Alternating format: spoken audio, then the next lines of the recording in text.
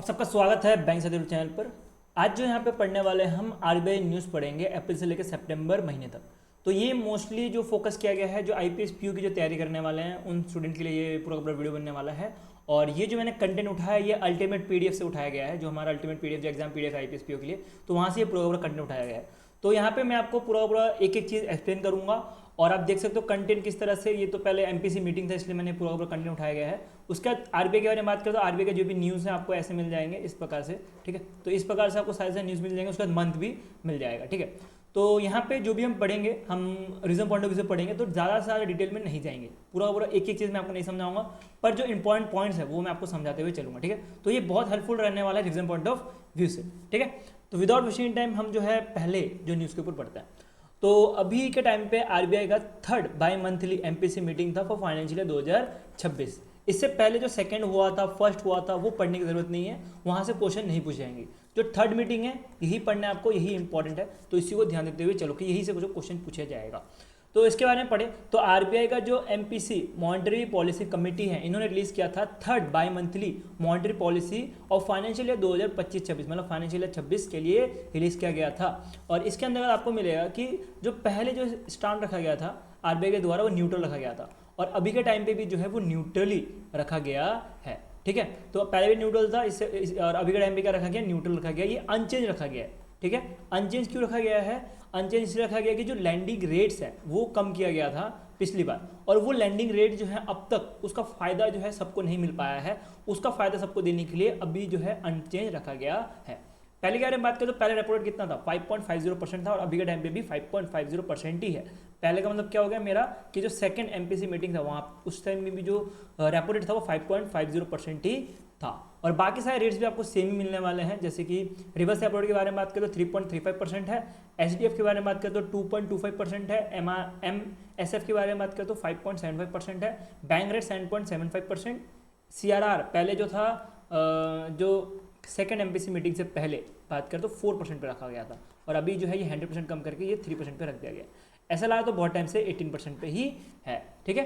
और आपको ये तो पता ही हो गया फॉर्मूला कि रेपो रेट से बाकी सारे परसेंटेज निकल जाते हैं जब हम प्लस माइनस 0.25% करते हैं, क्योंकि अगर 0.50% से अगर प्लस कर दे 0.25% तो आपको एमएसएफ और बैंक रेट मिल जाता है और जब माइनस 0.25% कर दे तो एचडीएफ रेट मिल जाता है, ठीक है। तो ये ट्रिक रहता है, ये तो आपको सबको पता ही होगा।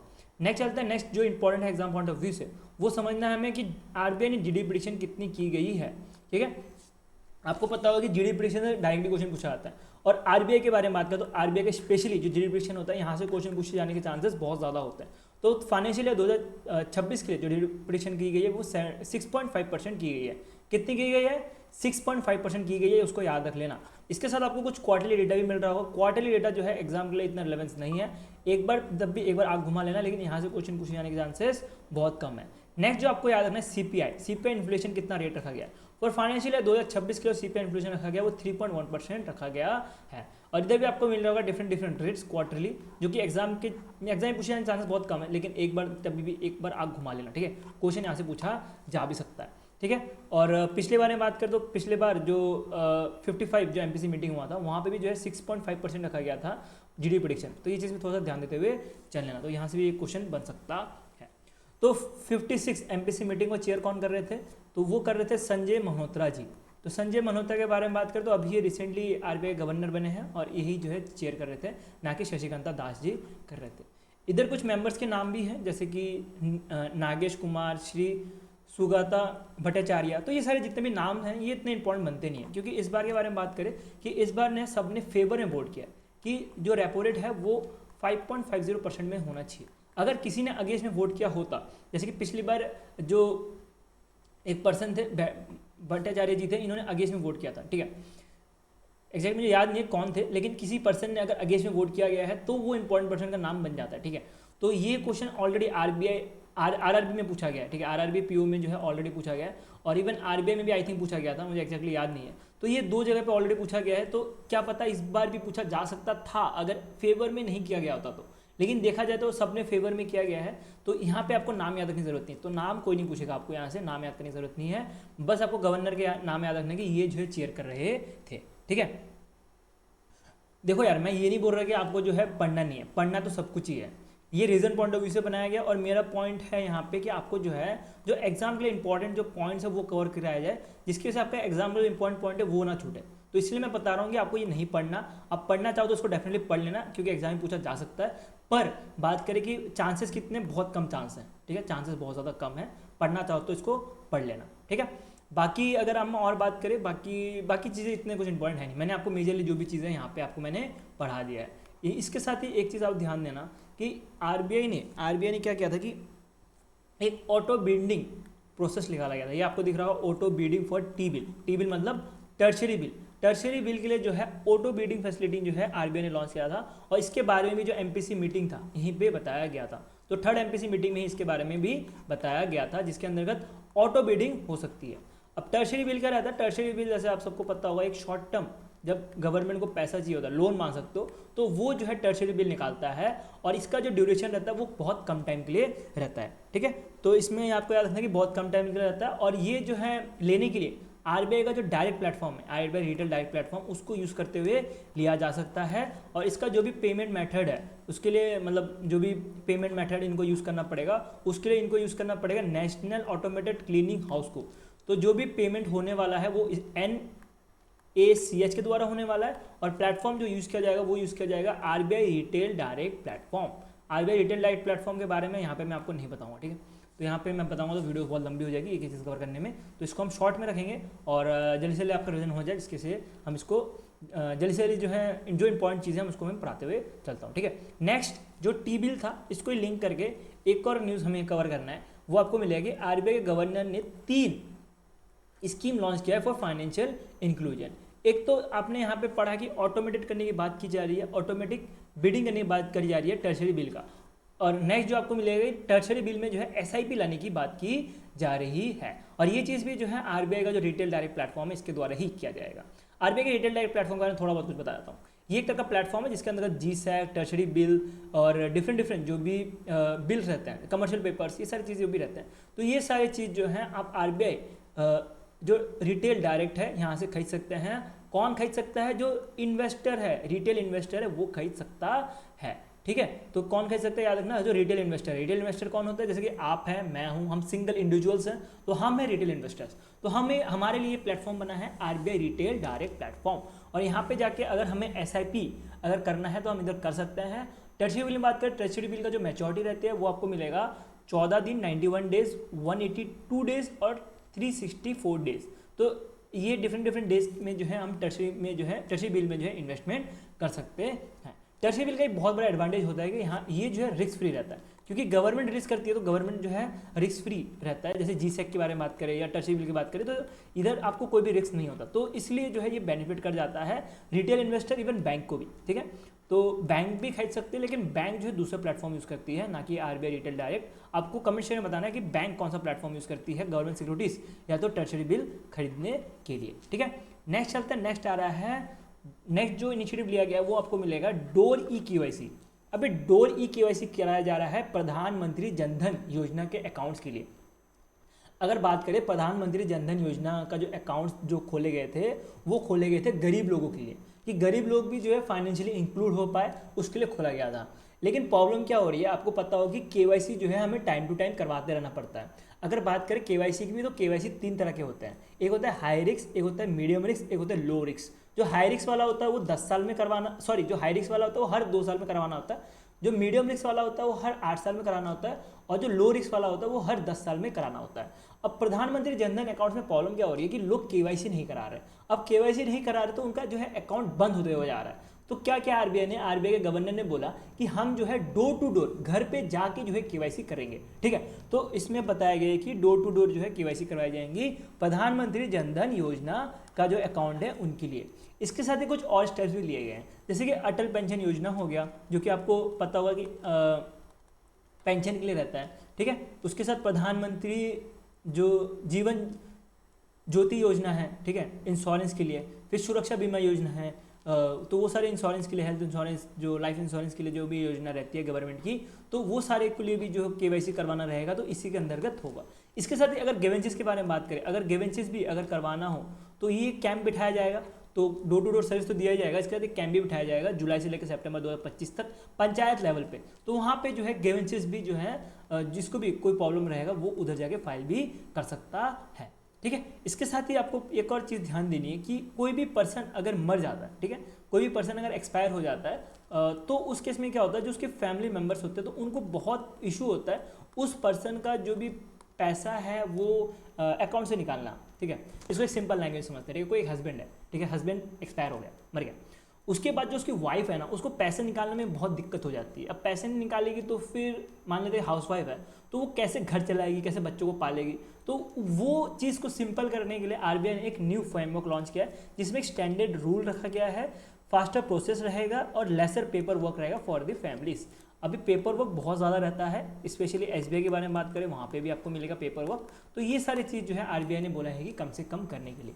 तो ये 3 तरह के जो है स्कीम लॉन्च किया गया है फाइनेंशियल इंक्लूजन के लिए आरबीआई के द्वारा। ये इंपॉर्टेंट है न्यूज़ को ध्यान देते हुए चलना है आपको, ठीक है।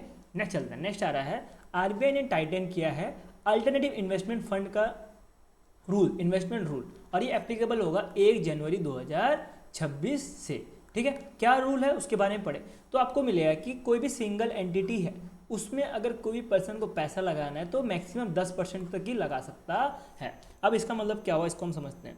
अल्टरनेटिव इन्वेस्टमेंट फंड में ना पैसा लगाने के लिए आपके पास बहुत ज़्यादा पैसा होना चाहिए पहली चीज़ तो, क्योंकि ये जैसे नाम से ही काम पता लगता है। तो ये क्या है, अल्टरनेटिव इन्वेस्टमेंट फंड। इसका मतलब क्या हुआ कि इसमें जो भी पैसा लगेगा वो नॉर्मल नहीं आता, जैसे कि एफडी हो गया, म्यूचुअल फंड हो गया, और फिर एसआईपी जिसमें आप पैसे लगाते हो, तो इक्विटीज मान सकते हो।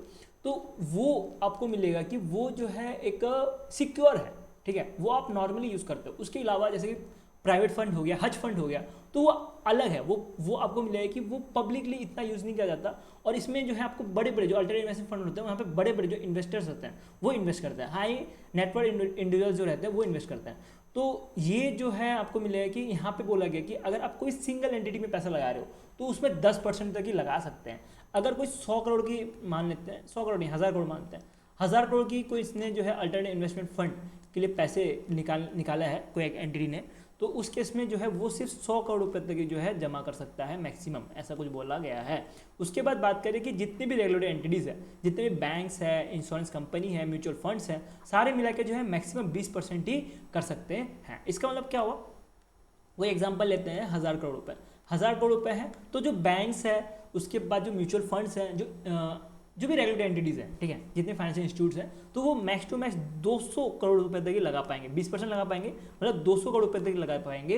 तो अब बाकी चीज़ें कौन लगाएगा, बाकी जो पैसा रहेगा 800 करोड़ रुपए वो कौन लगाएगा, ये लगाएंगे कॉर्पोरेट्स कंपनीज, ठीक है, कॉर्पोरेट्स कंपनीज। तो यहाँ से जो है ये पैसा आएगा, तो 800 करोड़ रुपए बाकी लगाएंगे, और आरई जो भी रेगुलेटेड एंटिटीज हैं उनको बुलाएंगे कि आप मैक्स टू मैक्स जो है 20% तक ही लगा सकते हो, ठीक है। और पहले क्या था कि पहले जो ये लिमिट था वो 15% था, अब उसको बढ़ा के 20% कर दिया गया है। और ये एप्लीकेबल कब से होगा, 1 जनवरी 2026 से होगा। ये पॉइंट आपको ध्यान देते हुए चलना, ठीक है।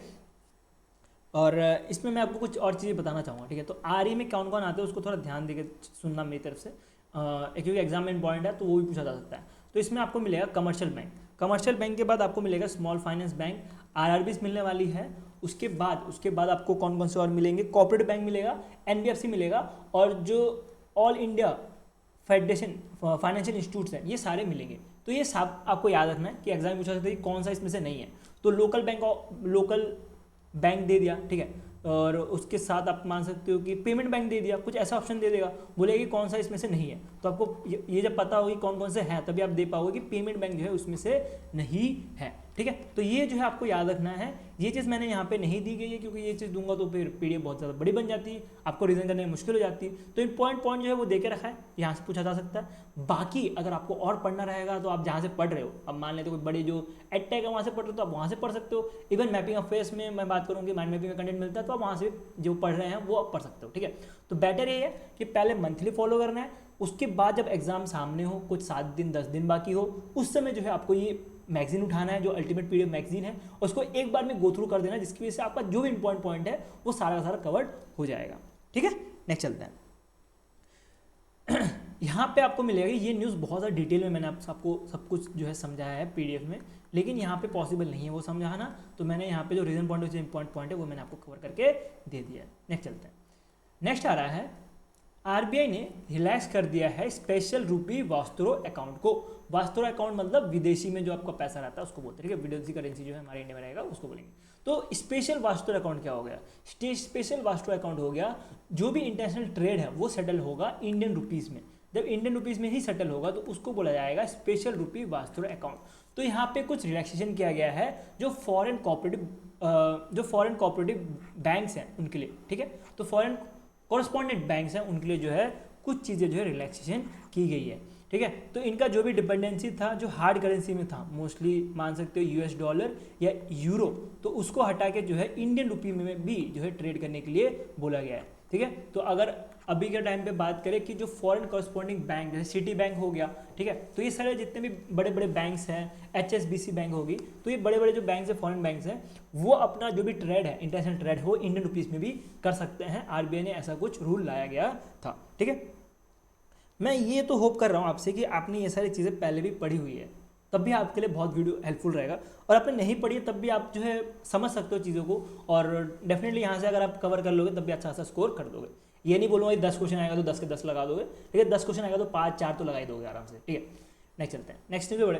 तो नेक्स्ट आ रहा है कि आरबीआई ने अलाउ किया है एनआरआईज को कि वो इन्वेस्ट कर सकते हैं जो भी उनके पास सरप्लस जो भी उनके पास स्पेशल रूपी वास्तुरो अकाउंट है उसका जो पैसा है वो जीसेक में कर सकते हैं, गवर्नमेंट सिक्योरिटीज में, या टर्शरी बिल में कर सकते हैं अंडर दी फेमा एक्ट 1999 के अंतर्गत, ठीक है। तो जो भी पैसा इनके पास रहेगा, सरपास बैलेंस रहेगा, वो जीसेक में लगा सकते हैं या टर्शरी बिल पे लगा सकते हैं, ठीक है। तो इसमें ये रूल लिखा पड़ा है, ये रूल कोई नहीं पूछेगा, ठीक है। ये रूल आपको याद करना रहेगा तो कर लेना, ठीक है। तो इसके बारे में और क्या कुछ रह गया मेरी तरफ से मैं एक बार देख लूँ, अगर कुछ रह गया होगा तो बूस्ट इंडियन रुपी, नहीं बस इतना ही है, ठीक है। इतना ही पढ़ लो काफ़ी है, इससे ज़्यादा कुछ नहीं पूछा जाएगा। मोस्टली आपको फेमा क्या रखना है और जीसेक और टर्शरी बिल के लिए ये चीज़ की गई है, ये चीज़ आपको ध्यान देते हुए चलना है। किसके लिए की गई है? एनआरआईज के लिए की गई है, ठीक है। नेक्स्ट चलते हैं, नेक्स्ट न्यूज मिलेगा। आरबीआई ने इशू किया है रिवाइज को लेंडिंग गाइडलाइन, ठीक है। तो रिवाइज को लेंडिंग गाइडलाइन के अंदर क्या हुआ, को लेंडिंग का मतलब क्या होता है पहले इसको समझते हैं, फिर हम जो गाइडलाइन है उसके बाद समझेंगे। तो को लेंडिंग में क्या रहता है, जैसे नाम से ही काम पता लगता है। तो इसमें क्या रहेगा कि बैंक है और एक एनबीएफसी है, तो दोनों मिलके जो है लोन देने का काम करेंगे, तो उसको बुलाया है को लेंडिंग। जैसे को क्रेडिट कार्ड होता है जिसमें बैंक और फिर कोई एक दूसरी कंपनी मिलकर जो है क्रेडिट कार्ड लॉन्च करती है, उसको को क्रेडिट कार्ड बोला जाता है। तो इसे को लेंडिंग का रहेगा, जैसे बैंक और एनबीएफसी दोनों मिलकर अगर पैसा दे रही होंगी किसी को, तो उस केस में उसको को लेंडिंग बोला जाता है। तो ये को लेंडिंग में कुछ रिवाइज किया गया है गाइडलाइन को, और ये एप्लीकेबल होगा 1 जनवरी 2026 से। मैं आपको डेट पे इतना क्यों एम्फोसाइज कर रहा हूँ उसके बारे में समझते हैं, ठीक है। क्योंकि एग्जाम में ना कभी कभी आपको एग्जैक्ट डेट पूछा जाता है, तो इसलिए आपको डेट्स भी जो है याद रखते हुए चलना है, ठीक है। इसके बारे में पढ़े तो कौन सा जो है किस किस एक्ट को जो है चेंज किया गया है, उसके बाद जो है स्टेप उठाया गया है वो आपको याद रखना है। एक तो आपको याद रखना है banking regulation act 1949, RBI act 1934 और नेशनल हाउसिंग जो बोर्ड एक्ट है 19, ये तो अभी तो बंदी हो गया, 1987। तो ये 3 एक्ट में कुछ छेड़खानी की गई है, मतलब चेंजेस किए गए हैं। उसके बाद जो है ये रिवाइज किया गया है ये को लेंडिंग गाइडलाइन को, ठीक है। तो इसमें क्या बोला गया है कि bank must keep 10% of the loan on it's book. इसका मतलब क्या हुआ कि बैंक अगर कहीं लोन दे रही है, ठीक है, अब देखते हैं, ठीक है। बैंक है एक छोटा सा एग्जांपल लेते हैं, बैंक है एक और एक एनबीएफसी है, ठीक है। कोई एक पर्सन गया वो को लेंडिंग, क्योंकि को लेंडिंग में फायदा होता है। एनबीएफसी के बारे में बात करें तो एनबीएफसी आपसे ज़्यादा चार्ज करेगी लोन इंटरेस्ट, बैंक के बारे में बात करें तो बैंक आपको कम चार्ज करेगी लोन इंटरेस्ट। तो आप तो बोलोगे तो मैं तो फिर बैंक नहीं जाऊंगा, इंटरेस्ट कम है तो। लेकिन प्रॉब्लम क्या है कि बैंक जो है हर जगह पे अभी नहीं है, ठीक है। रूरल एरिया में अभी एनबीएफसी है, तो अब आपके पास सामने ब्रांच क्या है एनबीएफसी, तो आप एनबीएफसी के पास ही जाओगे। लेकिन इसमें प्रॉब्लम क्या है कि एनबीएफसी ज़्यादा चार्ज कर रही है, तो एनबीएफसी क्या बोलेगी कि हमारे पास एक लोन प्लान है जिसमें आपको को लेंडिंग की बेस पे आप लोन ले सकते हो। अगर हम 9% में दे दे तो हम 8% में दे देंगे अगर आप को लेंडिंग से लोगे तो उस केस में क्या करता है पर्सन जो है को लेंडिंग ले लेता है, ठीक है। को लेंडिंग से जो है लैंडिंग ले लेता है, मतलब लोन ले लेता है। तो उस केस में क्या रहता है कि बोला गया है कि अगर कोई पर्सन को मान लेता है कि 100 रुपये दिए गए होंगे एनबीएफसी के द्वारा, तो उस केस में बैंक को जो है अपना तरफ से 10% जो है, मतलब 10 रुपये जो है अपने पास स्टोर करके रखना पड़ेगा। वही सेम चीज़ जो है एनबीएफसी के लिए भी लागू होगा, ठीक है। तो दोनों के दोनों को जो है क्या करना पड़ेगा कि जो पैसा है जितने भी लोन दिया हो रहेगा उसका जो है मिनिमम 10% जो रखना ही पड़ेगा। 10% ज़्यादा भी रख सकते हैं, लेकिन मिनिमम जो है 10% रखना ही पड़ेगा, ठीक है। उसके बाद बात करें कि इसमें आपको बहुत सारे डेटा मिलेगा, ठीक है। इसमें मैंने तो आपको बहुत सही से समझाया था चीज़ों को। जैसे both NBFC share the loan amount, जितने भी मतलब जैसे बात करें बैंक और एनबीएफसी 100 रुपये है तो 100 रुपये एनबीएफसी जो है वो 50 रुपये देगा, बैंक 50 रुपये देगा, ठीक है। उसके बाद एनबीएफसी लोन दे रहा होगा तो एनबीएफसी जो है 10% जो है मिनिमम मेंटेन करके रखेगा। बैंक लोन दे रहा होगा को लेंडिंग के अंदर तो बैंक जो है मिनिमम 10% जो है रखेगा, ठीक है। उसके बाद बात करें जो भी शेयर है, अब मैंने क्या बोला कि एनबीएफसी जो है लोन दिया, ठीक है। तो ऐसा तो नहीं है कि जो पर्सन, मान लेते हैं पर्सन ए ने जो है 100 रुपये लोन लेने का सोचा है, अब वो ऐसा तो नहीं ना कि बैंक के लिए रुके रहे कि बैंक भी पैसा देगा एनबीएफसी को फिर जाके मैं पैसा लूंगा, ऐसा नहीं होता, ठीक है। तो एनबीएफसी क्या करेगा कि एनबीएफसी पहले तो उसको 100 रुपये दे देगा। एनबीएफसी क्या करेगा, एनबीएफसी पहले उसको 100 रुपये दे देगा, उसके बाद बैंक क्या बोलेगा कि मेरे को थोड़ा सा तो टाइम दो भाई करने का। तो आरबीआई ने बोला है कि बैंक को आप थोड़ा टाइम ले लो, आप 15 दिन का टाइम लो, 15 दिन के अंदर ही जो है आपका जो भी पैसा है 50 रुपये है वो एनबीएफसी को वापस दे देना है, ठीक है। तो एनबीएफसी ने 100 रुपये दिए को लेंडिंग के अंतर्गत, उसके बाद बैंक ने जो अपना जो 50 रुपये बाकी था वो वापस एनबीएफसी को दे दिया 15 दिन के अंदर ही, ठीक है। उसके बाद और क्या इंपॉर्टेंट पॉइंट है, इफ वन लेंडर से द बोरोवर इज लेट, हाँ अगर मान लेते हैं कि किसी ने मान लेते हैं एनबीएफसी ने जो लोन दिया वो एनपीए की तरफ चला गया, ठीक है, एनपीए हो गया या तो स्पेशल मॉनिटरिंग के अंतर्गत चला गया, तो उस केस में वो सेम चीज़ जो है बैंक को भी मार्क करना पड़ेगा अपने बुक्स में कि ये जो है मान सकते हैं कि डिफ़ॉल्ट कर रहा है, ठीक है। उसका डिफ़ॉल्ट लॉस गारंटी कैप जो है वो 5% रखने के लिए बोला गया है। ये वाला पॉइंट भी बहुत ज़्यादा इंपॉर्टेंट है, ये चीज़ ध्यान देते हुए चलना, ठीक है। तो जो भी लॉस है, जैसे अब बात करें कि उन्होंने एनपीए कर दिया, जो भी पर्सन ए ने जो पैसा लिया था उन्होंने एनपीए कर दिया, तो जो भी लॉस है वो जो एनबीएफसी है उसको संभालना पड़ेगा और उसका 5% जो है वो डिफ़ॉल्ट ही मिनिमम देना ही पड़ेगा, ऐसा कुछ कहना है आरबीआई का अंडर दिस न्यू गाइडलाइन, ठीक है। नेक्स्ट चलता है। नेक्स्ट आ रहा है कि आरबीआई ने फ्री एआई लॉन्च किया है जो कि एक तरह का एथिकल एआई है इन फाइनेंस। इसके लिए कमेटी फॉर्म की गई थी फ्री एआई के लिए। उस कमेटी को हेड कर रहे थे पुष्पक भट्टाचार्य जी जो आईआईटी बम्बई से आते हैं, ठीक है। तो आईआईटी बम्बई से आते हैं। एक चीज़ मैं यहाँ पे बोलने भूल गया कि यहाँ पे कौन कौन से जो है एप्लीकेबल हैं, ये जो रिवाइज को लैंडिंग गाइडलाइन के अंतर्गत कौन कौन एप्लीकेबल है उसको एक बार ध्यान दे देना। एक तो कमर्शियल बैंक एप्लीकेबल है, उसके बाद कमर्शियल बैंक में आरआरबी, स्मॉल फाइनेंस बैंक, फिर लोकल एरिया बैंक, ये सारे का इंक्लूड है। उसका नेक्स्ट जो आपको मिलेगा सेकंड नंबर पे फाइनेंशियल इंस्टीट्यूट, एनबीएफसीज और फिर हाउसिंग फाइनेंस कंपनीज, तो ये सारे के सारे जो है इसके लिए एप्लीकेबल है। जैसे पेमेंट बैंक वापस से एप्लीकेबल नहीं है और स्मॉल फाइनेंस बैंक एप्लीकेबल है, ये चीज़ ध्यान देते हुए चलना, ठीक है। तो पेमेंट बैंक, उसके साथ कॉर्पोरेट बैंक, ये सारी चीज़ें, ये सब के लिए ये गाइडलाइन एप्लीकेबल नहीं है, ये थोड़ा ध्यान देते हुए चलना ये पॉइंट, ठीक है। नेक्स्ट चलते हैं।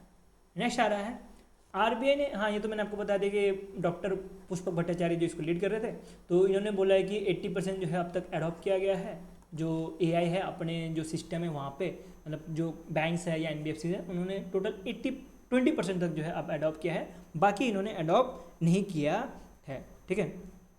तो ये चीज़ जो है इनके द्वारा बताया गया है और फ्री एआई को बोला गया है कि इसको जल्दी से जल्दी जो है इम्प्लीमेंट करने के लिए। कारण यही है कि जितना जल्दी जो है इसको यूज़ किया जाएगा उतना जल्दी जो है हम डीप फेक, उसके साथ जो डेटा पॉइजनिंग, ये सारी चीज़ें होती है, तो ये सब चीज़ें हम बच सकते हैं, ठीक है।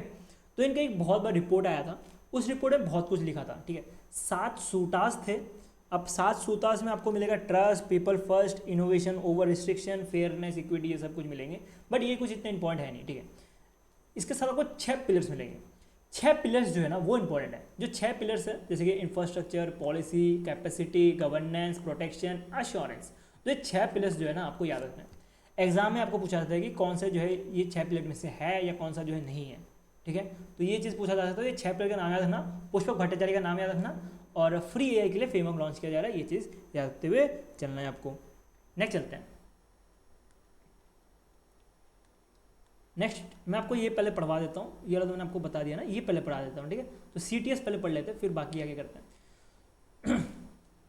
सीटीएस मतलब check truncate system. Check truncate system के बारे में आपने ऑलरेडी पढ़ा हुआ होगा और स्टैटिक बैंकिंग आपने ऑलरेडी पढ़ा होगा। पहले क्या था कि पहले जो था ना वो बैचेस में भेजा जाता था चेक को। बैचेस में भेजा जाता मतलब क्या हो, कि आपने आज चेक जमा किया तो आपका जो भी चेक का जो अमाउंट है वो आपके पास आएगा, या तो जिस पर्सन को आपने पे किया उसके पास आएगा एक दिन बाद, मतलब T+1 डे, ट्रांजेक्शन +1 डे के बाद आएगा। ठीक है, इसमें क्या रहता है कि बैच ही भेजा जाता है।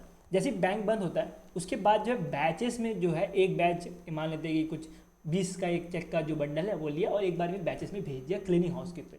क्लीनिंग हाउस क्या करता है, क्लीनिंग हाउस उसके बाद चेक करता है, वेरीफाई करता है, उसके बाद दूसरे वाले बैंक को बोलता है कि सब कुछ सही है, ट्रांसफर कर दो पैसा। इसमें प्रॉब्लम क्या है, इसमें हम जैसे लोगों को इतना इशू नहीं होता, हम क्योंकि रिटेल इन्वेस्टर्स हैं, आप तो स्टूडेंट हो, आपको इतना कुछ प्रॉब्लम होगी नहीं। लेकिन बात करें बिजनेस की, बिजनेस को पैसे बहुत जल्दी जल्दी चाहिए होते हैं। अब बिजनेस के लिए T+1 डे भी बहुत लंबा टाइम हो जाता है। तो गवर्नमेंट ने क्या डिसाइड किया कि हम बैच प्रोसेसिंग नहीं, हम कंटिन्यूसली क्लियरिंग प्रोसेस यूज़ करेंगे। अब क्लियरिंग प्रोसेस में क्या है कि इसमें रियल टाइम ट्रांसफर होगा। जैसे आपने चेक जमा किया, चेक कहाँ पे जमा करते हैं आजकल ऐसा नहीं कि काउंटर में जाकर जमा देते हो, आप जो है चेक को देते हो मशीन के अंदर जमा करते हो। वो मशीन जो है रियल टाइम रहेगा, मतलब जो इमेजिंग लेना होता है, ठीक है, IMPS के अंतर्गत जो भी इमेजिंग लेना होता है वो मशीन खुद ले लेगा, वो क्लीनिंग हाउस को भेज देगा, उसी टाइम भेज देगा। पहले क्या था कि बैच में भेजा जाता था, ठीक है, अब क्या करेगा कंटिन्यूसली है, मतलब रियल टाइम में जो है उसको भेज देगा मशीन पे। उसके बाद मशीन जो है भेज देगा कहाँ पे, क्लीनिंग हाउस पे। क्लीनिंग हाउस को चेक करेगा और उसी टाइम या तो 3 घंटे के अंदर ही जो है ये पूरा का पूरा प्रोसेस जो है हो जाएगा, मतलब 3 घंटे के अंदर ही जो है पैसा जो है क्रेडिट हो जाएगा। इसको जो है फेजेस में डिवाइड किए गए हैं, ठीक है, पूरा समझ आ गया होगा ना। तो पहले क्या था कि पहले जो था वो बैचेस में भेजा जाता था, T+1 या तो T+2 डे लग जाता, ट्रांजेक्शन +1 डे या ट्रांजेक्शन +2 डे लग जाता था। अभी के टाइम पे जो है ये कंटिन्यूसली प्रोसेस रहेगा, मतलब सेम डे या जो फ्यू आवर सेटलमेंट के नाम से जाना जाता है। मैंने आपको बोला कि इसको फेज में चलाया जाएगा, तो जो फर्स्ट फेज है वो चलाया जाएगा 4 अक्टूबर 2025 से। 4 अक्टूबर 2025 से जो है फर्स्ट फेज चालू होगा, जिसके अंदर बोला गया है कि अगर आपने चेक आज जमा किया है, मान लेते हैं आज जमा किया है, तो आज का जो रात का 7 बजे है तब तक जो है बैंक आपका चेक पूरा का पूरा क्लियर कर देगा अंडर द फेज 1। फेज 2 कब चलेगा, फेज 2 चलेगा 3 जनवरी 2026, नेक्स्ट ईयर में चलने वाला।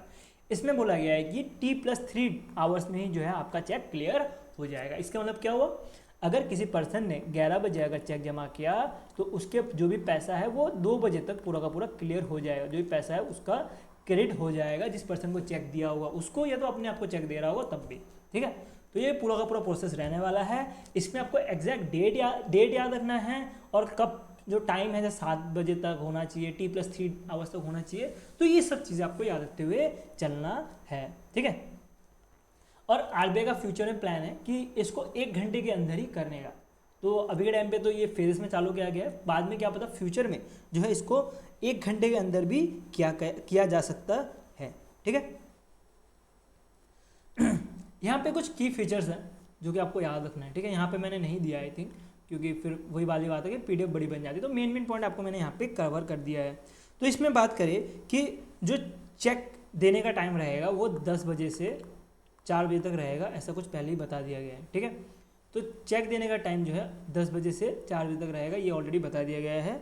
और इसके बाद बात करें कि जो कन्फर्मेशन विंडो है, कन्फर्मेशन विंडो आपको जैसे 7 बजे तक बोला गया तो 10 बजे से लेकर 7 बजे तक चालू रहेगा, ठीक है। तो जो भी चेक का ट्रांजेक्शन है इसके बीच में रहेगा, ऐसा कुछ कहना है RBI का, ठीक है। ये इंपॉर्टेंट पॉइंट है, इसको थोड़ा ध्यान देते हुए चलना। बाकी चीज़ हमने पढ़ ली, अब हम पढ़ते हैं नेक्स्ट। वो आपको मिलेगा, RBI ने बोला है बैंक्स को इंटीग्रेट करने के लिए डिपार्टमेंट ऑफ टेलीकम्युनिकेशन का फाइनेंशियल फ्रॉड रिस्क सिस्टम को। अब ये फाइनेंशियल फ्रॉड रिस्क सिस्टम है क्या, ये जो है डिपार्टमेंट ऑफ टेलीकम्युनिकेशन का एक मान सकते हो कि डिजिटल इंटेलिजेंट प्लेटफॉर्म है, जिसके अंतर्गत जो मोबाइल नंबर है उसको चेक किया जाता है फ्रॉड के बेस में, मतलब फ्रॉड चेक करने के लिए जो है इसको बनाया जाता है, ठीक है। आपको भी कभी तो कभी स्कैम का कॉल आता है, आपको भी कभी तो कभी जो है कुछ ऑफर देने का कॉल आएगा, वो भी मोस्टली स्कैम का ही रहेगा। तो वो कॉल आए उससे पहले उसको पकड़ा जाए, तो इसी के लिए जो है ये स्टेप उठाया गया और बैंक को बोला गया कि आप इंटीग्रेट करो FRI सिस्टम को, ठीक है।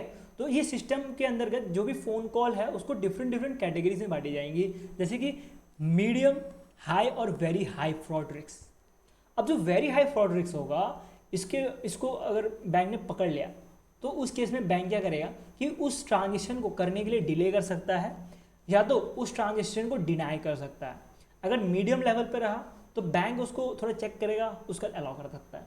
लेकिन वेरी हाई रहा तो उसको पकड़ के वहीं पे बंद कर देगा, ठीक है। तो इसके लिए जो है वेरियस काइंड ऑफ ऑर्गेनाइजेशन से जो है एक मान सकते हो कि सोर्सेज से जो है चीज़ें लेनी पड़ेगी, डेटा से लेना पड़ेगा, क्योंकि बैंक के पास डेटा तो है नहीं।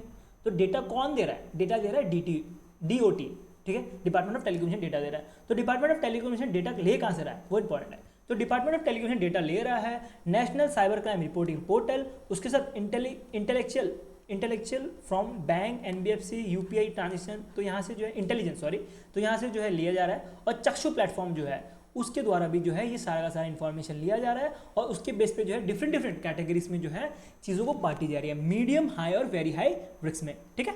सिंपल सा न्यूज़ है, इसमें कुछ इतना है भी नहीं पढ़ने लायक, ठीक है। नेक्स्ट चलते हैं। नेक्स्ट आ रहा है, अच्छा, ये linked with mobile number relocation list, ठीक है। तो जो भी मोबाइल नंबर है वो इस लिस्ट के अंतर्गत, यहाँ एक मान सकते हो कि एक लिस्ट बनाई जाएगी, इस लिस्ट के अंतर्गत रखी जाएगी, ऐसा कुछ कहना है RBI का, ठीक है। ये हम जुलाई के न्यूज़ में पहुँचे ना, यहाँ पे अगस्त का न्यूज़ था, कुछ जुलाई के न्यूज़ भी मिल जाएंगे आपको, तो ये थोड़ा मिक्स है। नेक्स्ट चलते हैं, एक मिनट। नेक्स्ट भी बहुत ज़्यादा इंपॉर्टेंट है, मैं एक बार देख लूँ कुछ छूट तो नहीं गया, कुछ इंपॉर्टेंट जो मुझे बताना रहेगा आपको। बाकी यहाँ पे कुछ इतना है नहीं, ठीक है। तो चक्षु प्लेटफॉर्म के बारे में मैंने आपको बता ही दिया। चक्षु प्लेटफॉर्म DTO का प्लेटफॉर्म, DOT का एक प्लेटफॉर्म है जो कि पूरा का पूरा देखने का काम करता है, फ्रॉड को पकड़ने मोस्टली काम रहता है। और दूसरा जो मैंने आपको क्रिमिनल वाला बताया, नेशनल क्रिमिनल, वो रिकॉर्ड रखता है जितने भी फ्रॉड्स होता है उनका। नेक्स्ट में बढ़ते हैं। तो नेक्स्ट आ रहा है कि RBI ने इशू किया है Aadhaar enabled payment system ATO guideline, ठीक है। ATO गाइडलाइन लॉन्च किया गया है, मतलब क्या हुआ, Aadhaar enabled payment system touch point operator. एक मिनट पानी पी लूँ मैं, एक मिनट।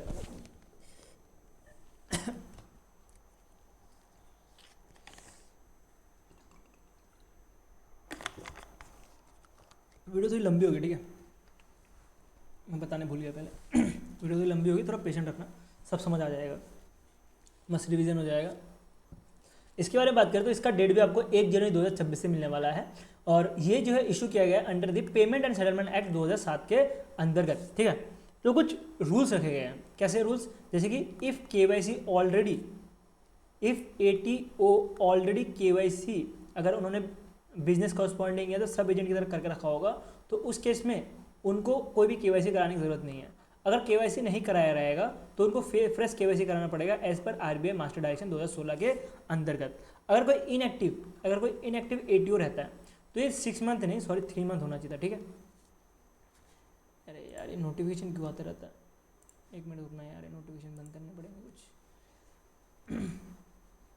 ठीक है, नोटिफिकेशन आते रहेगा, अब छोड़ो उसको, इग्नोर करते हैं, ठीक है। तो ये 3 महीना जो है, 3 महीना अगर कोई ट्रांजेक्शन नहीं करता तो उसको KYC करना पड़ेगा, ऐसा कुछ कहना है RBI का, ठीक है। और ओनली 1 बैंक रूल, इसके अंदर एक ATO जो भी रहेगा वो एक ही बैंक को जो है सर्व कर सकता है, ठीक है, एक ही बैंक के साथ जो है टाई अप कर सकता है, ऐसा कुछ कहना है RBI का। नेक्स्ट न्यूज़ बढ़े तो नेक्स्ट न्यूज़ मिलेगा आपको, RBI ने कीप किया फ्लोटिंग रेट सेविंग बॉन्ड, और ये अभी के टाइम पे अनचेंज रखा गया 8.05%। इसमें 8.05% में जो NSC रेट है वो भी इसमें इंक्लूड रहता है, ठीक है। NSC रेट मतलब नेशनल सेविंग सर्टिफिकेट का जो रेट है वो भी इंक्लूड रहता है। नेशनल सेविंग सर्टिफिकेट का रेट कितना चल रहा है अभी? 7.75% चल रहा है।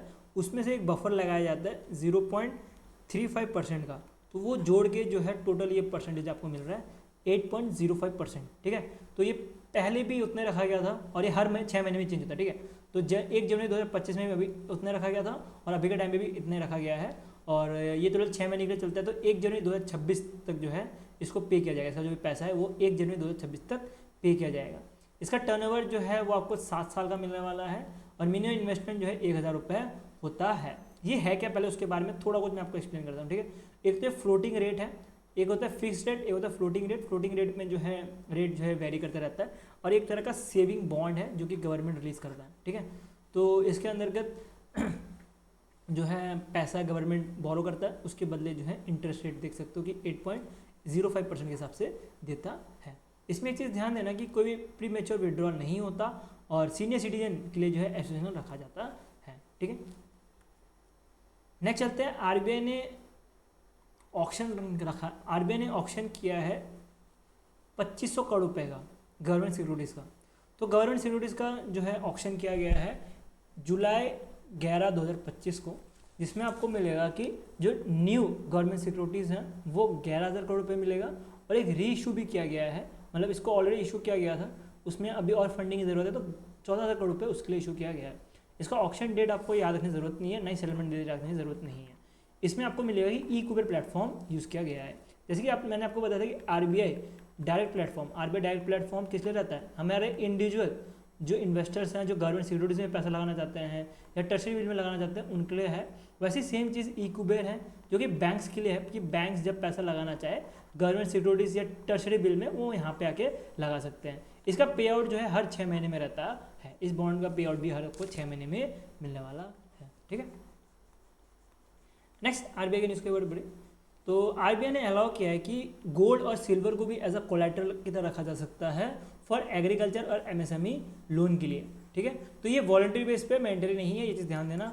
और ये जो है एज अ प्लज की तरह रख सकते हैं, ठीक है, एज अ प्लज की तरह जो है गोल्ड और सिल्वर को जमा दे सकते हैं और उसके बदले जो है लोन ले सकते हैं, ठीक है। तो ये कोलैटरल फ्री लोन है does not apply to RRBs, ये इंपॉर्टेंट पॉइंट है, ये ध्यान देना कि आरआरबी के लिए एप्लीकेबल नहीं है, इवन जो कोऑपरेटिव बैंक्स हैं उनके लिए एप्लीकेबल नहीं है, ठीक है। ये 2 पॉइंट आपको ध्यान देना है।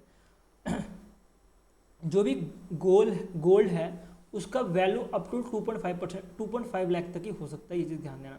ऐसा नहीं है कोई पर्सन जो है 10 लाख का गोल्ड लेके आ गया, 10 लाख रुपए का कोई गोल्ड लेके आ गया, बोलेगा कि मेरे को इसके बदले लोन चाहिए, तो वो बोलेगा हम जो है 2.5 लाख तक ही दे सकते हैं, उसके ऊपर नहीं दे पाएंगे, तो उसको जो है इतने लाख तक ही मिलेगा। तो एक लिमिट लगा रखिए आरबीआई के द्वारा। इसमें भी आपको ध्यान देना है कि 85% जो है आपको मिलने वाला है, ठीक है। सॉरी मेरे से अब एक मिस्टेक होगी, यहाँ पे एक चीज़ ध्यान देना कि लोन टू वैल्यू जो है वो आपको याद रखना है कि अगर कोई बंदा अगर पैसा जमा कर रहा है लोन जो है लोन के अगेंस्ट, सॉरी क्या बोल रहा हूँ मैं, गोल्ड के अगेंस्ट अगर लोन ले रहा है, तो उस केस में अगर उसका गोल्ड का वैल्यू अगर 2.5 लाख तक आता है, तो उस केस में उसको 85% तक जो है वैल्यू मिलेगा। मान लेते हैं 1 लाख रुपए का लोन है, 1 लाख रुपए का गोल्ड है, मैं लोन क्यों बोल रहा हूँ, 1 लाख रुपए का गोल्ड है, तो उस केस में उसका 85% मतलब 85,000 तक की जो है 85K तक की जो है उसको लोन मिल सकता है। अगर बात करें अगर 2.5 से लेके 5 लाख तक रहे, तो उस केस में उसको जो है 80% तक जो है लोन मिल सकता है। अगर एबव 5 लाख हो तो उस केस में जो है 75% तक जो है लोन मिल सकता है, ठीक है। तो ये चीज़ ध्यान देनी है। और कोलैटरी फ्री लोन का जो लिमिट रखा गया है वो रखा गया 10 लाख रुपए तक फॉर एमएसएमई, और एग्रीकल्चर के लिए 2 लाख रुपए रखा गया है, ठीक है। तो 10 लाख रुपए तक कोलैटरल फ्री ले सकता है एमएसएमई, और बाकी जो एग्रीकल्चर के जो लोग हैं, जो फार्मर्स हैं, वो जो है 2 लाख रुपए तक ले सकते हैं, ऐसा कुछ कहना है आरबीआई का, ठीक है। नेक्स्ट में बढ़ते हैं। तो नेक्स्ट में आ रहा है कि आरबीआई ने रीइशू किया है 5,000 करोड़ रुपए का सोवरेन ग्रीन बॉन्ड। सोवरेन मतलब क्या, गवर्नमेंट ने निकाला है ग्रीन बॉन्ड। और ये क्यों निकाला है कि जो गवर्नमेंट का जो प्रोजेक्ट है, जो ग्रीन प्रोजेक्ट है, जैसे कि मान सकते हो सोलर प्लांट हो गया, या तो मान सकते हो कि सोलर प्लांट के साथ रिन्यूएबल जो भी एनर्जी जो भी बनाने वाले हैं, तो वहाँ पे ये पैसा लगाने का काम करेंगे। तो ये जो है फंड राइज किया जा रहा है एको फ्रेंडली प्रोजेक्ट्स के लिए, और ये पार्ट है 30,000 करोड़ रुपये का जो जीसेक ऑक्शन है उसके अंतर्गत। तो जीसेक ऑक्शन के अंतर्गत 5,000 करोड़ रुपये उठाया जा रहा है, जिसमें आपको मिलेगा कि इंटरेस्ट रेट 6.98% तक जो है दिया जा रहा है, और इसमें आपको मिलेगा कि मैच्योरिटी 2054 तक रहेंगी, ठीक है, 2054 तक इसकी मैच्योरिटी रहने वाली है। तो जीसेक इन ऑक्शन आपको मिलेगा कि 2 तरह के निकाले गए हैं, एक 2031 तक और एक 2074 तक निकाला जा रहा है, ठीक है। तो 2031 तक जो है 11,000 करोड़ रुपये निकाला जा रहा है। आई थिंक मेरे यहाँ पे कोई मिस्टेक हो गई ना, 1 मिनट देना मेरे को। 11,000 करोड़ रुपये 2032,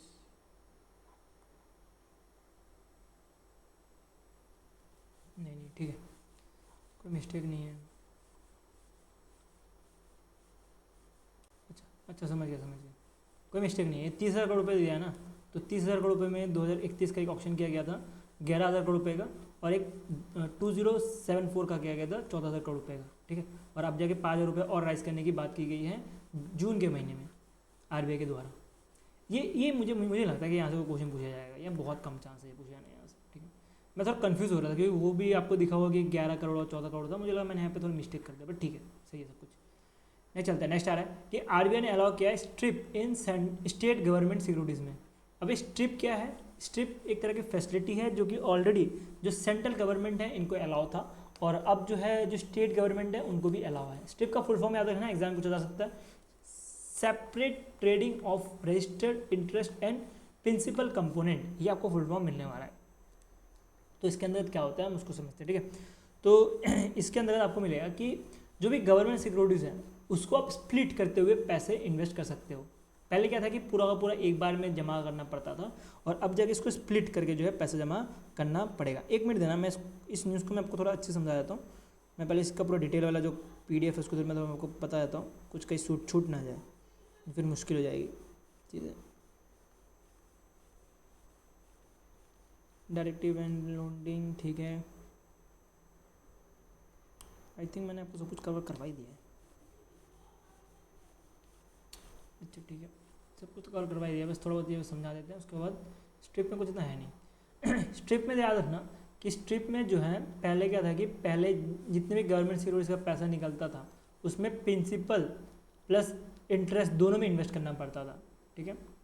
मान लेते हैं गवर्नमेंट ने कोई सिक्योरिटी निकाली 1,000 करोड़ रुपये की, तो इस 1,000 करोड़ रुपये में क्या है? प्रिंसिपल है, उसके साथ इंटरेस्ट है। इंटरेस्ट है, ठीक है, इंटरेस्ट है उसका। इसके इसमें देखोगे जो प्रिंसिपल है 100 करोड़ रुपए में प्रिंसिपल भी इंक्लूड रहेगा, उसके बाद इंटरेस्ट भी इंक्लूड रहेगा, क्योंकि गवर्नमेंट बोला है कि जब मैच्योरिटी हो जाएगी तो हम आपको 100 करोड़ रुपए देंगे। अभी के टाइम पे हमसे आप 900 करोड़ रुपए या 950 करोड़ रुपए में लेके जाओ ये सिक्योरिटी, ठीक है। तो इस केस में क्या रहेगा? तो इसमें प्रिंसिपल और इंटरेस्ट दोनों में जो है पैसा लगाना पड़ता था पहले के टाइम पे, लेकिन अभी क्या है कि अभी जैसे 1,000 करोड़ रुपये है, तो 1,000 करोड़ रुपये में जो है पर्सन चाहे तो स्ट्रिप करके पैसा लगा सकता है। जो प्रिंसिपल है उसमें पैसा लगा सकता है, या तो जो इंटरेस्ट है उसमें पैसा लगा सकता है। अब मान लेते हैं 10% का इंटरेस्ट है, ठीक है, तो 10% का इंटरेस्ट अगर है तो 10% कितना हो गया? 100 करोड़ रुपये का, सॉरी 1,000 करोड़ रुपये का। अब मानो देखोगे तो 100 करोड़ रुपये हो गया ना, तो 100 करोड़ रुपये में भी जो है अब इन्वेस्ट किया जा सकता है। पहला ऐसा नहीं था, पहले जो प्रिंसिपल था उसी में पैसा इन्वेस्ट किया जा सकता था।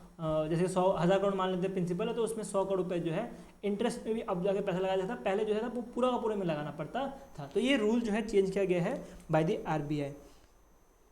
इसके साथ ही अगर एक साथ भी लगाना चाहते हैं तब भी लगाया जा सकता है, ठीक है।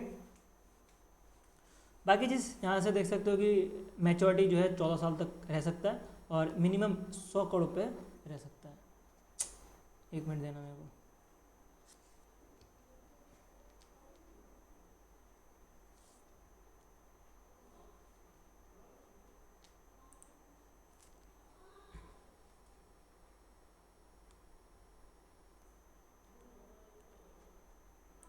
चलो आगे बढ़ते हैं, डिस्टर्ब कर देते हैं, बच्चे भी कहाँ कॉल कर रहे हैं। चलो आगे बढ़ते हैं। क्या था? RBI CRIS, ठीक है, CIRS इस प्लेटफॉर्म के बारे में पढ़ें तो CIRS हो गया क्लाइमेट रिस्क इंफॉर्मेशन सिस्टम, ठीक है। तो क्लाइमेट रिस्क इंफॉर्मेशन सिस्टम के बारे में बात करें तो ये एक तरह का सिस्टम है जो कि RBI ने रिलीज़ किया है, जो कि क्लाइमेट रिस्क इन बैंकिंग को टैकल करने के लिए बनाया गया है। इसके अंतर्गत जो भी बैंक्स है या फाइनेंशियल इंस्टीट्यूट है वो अपने क्लाइमेट चेंज रिस्क को जो है मैनेज कर सकते हैं, ठीक है। क्या कर सकते हैं? क्लाइमेट चेंज जो रिस्क है उसको मैनेज किया जा सकता है। तो इसके अंतर्गत 2 सिस्टम निकाले गए हैं। एक तो आपको मिलेगा पब्लिक डायरेक्टरी, एक मिलेगा आपको प्राइवेट पोर्टल। पब्लिक डायरेक्टरी के अंतर्गत जो भी ओपन वेबसाइट्स है वो रहेंगे, जिसके अंतर्गत climate data, rainfall, temperature, maps, ये सब के अंतर्गत नॉर्मली सबको ही दिखेगा। जैसे कि आप है या हम है, हमें ये पोर्टल के अंतर्गत दिखेगा। जो RBI का जो क्लाइमेट रिस्क इंफॉर्मेशन सिस्टम है ये ओपन रहेगा सबके लिए, जिसके अंतर्गत जो भी क्लाइमेट डेटा है, रेनफॉल है, ये चीज़ देखी जा सकती है। दूसरा टूल आपको मिलेगा जो कि आपको बैंक के लिए स्पेशली मिलेगा, उसको प्राइवेट पोर्टल के नाम से जाना जा रहा है। जिसके अंतर्गत जो भी क्लाइमेट डेटा है वो दिया जाएगा फॉर बेटर रिस्क मैनेजमेंट के लिए, ठीक है। तो provide reliable climate data for better risk management. तो ये जो है बैंक के लिए स्पेशली बनाया गया है, मतलब दो तरह के पोर्टल बनाए गए सिंपल लैंग्वेज में, एक पब्लिक के लिए बनाया गया, एक बैंक के लिए बनाया गया, बस इतना याद रखना।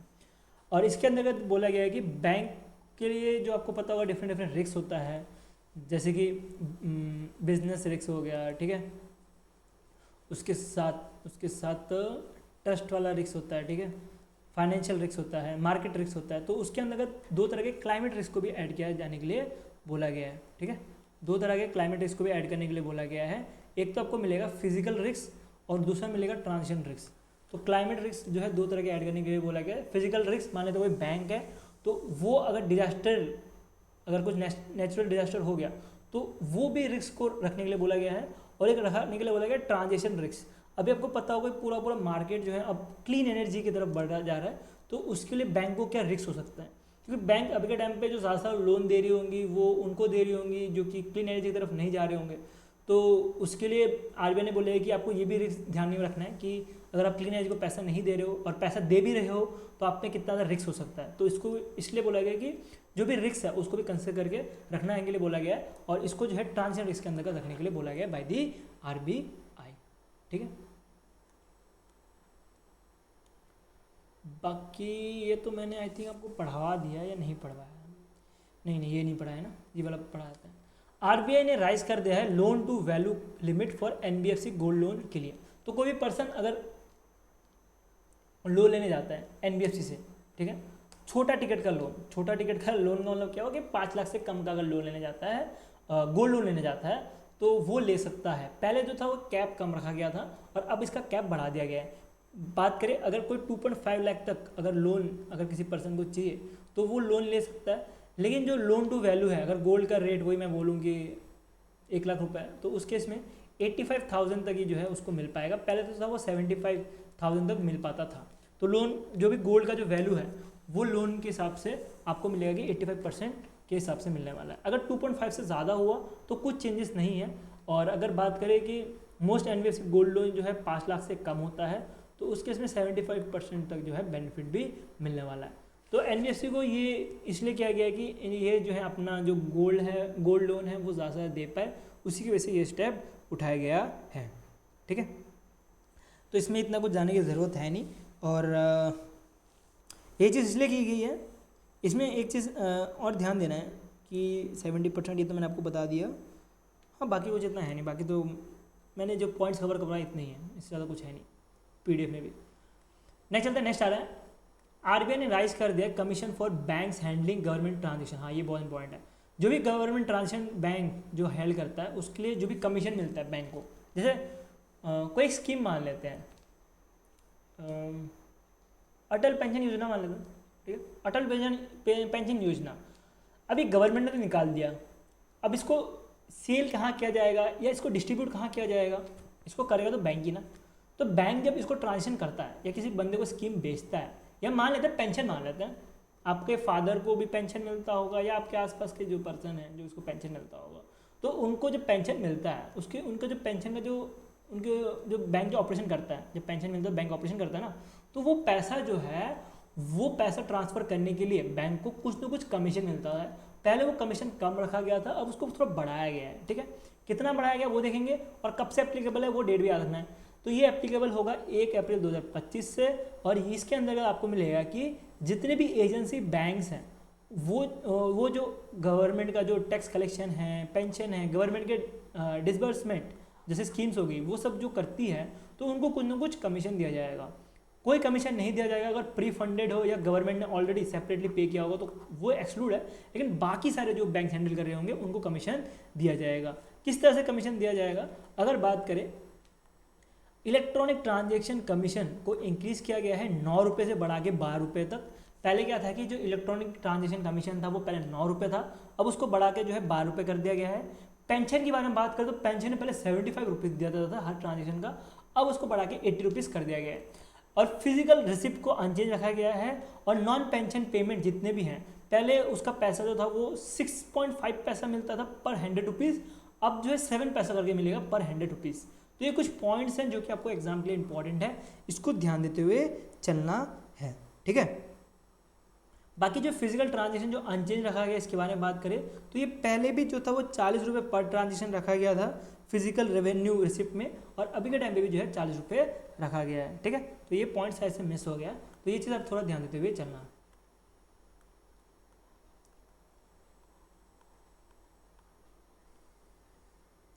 नेक्स्ट चलते हैं। नेक्स्ट आ रहा है आरबीआई ने पर्पस किया है रिवाइज टू केवाईसी नॉर्म्स, ठीक है।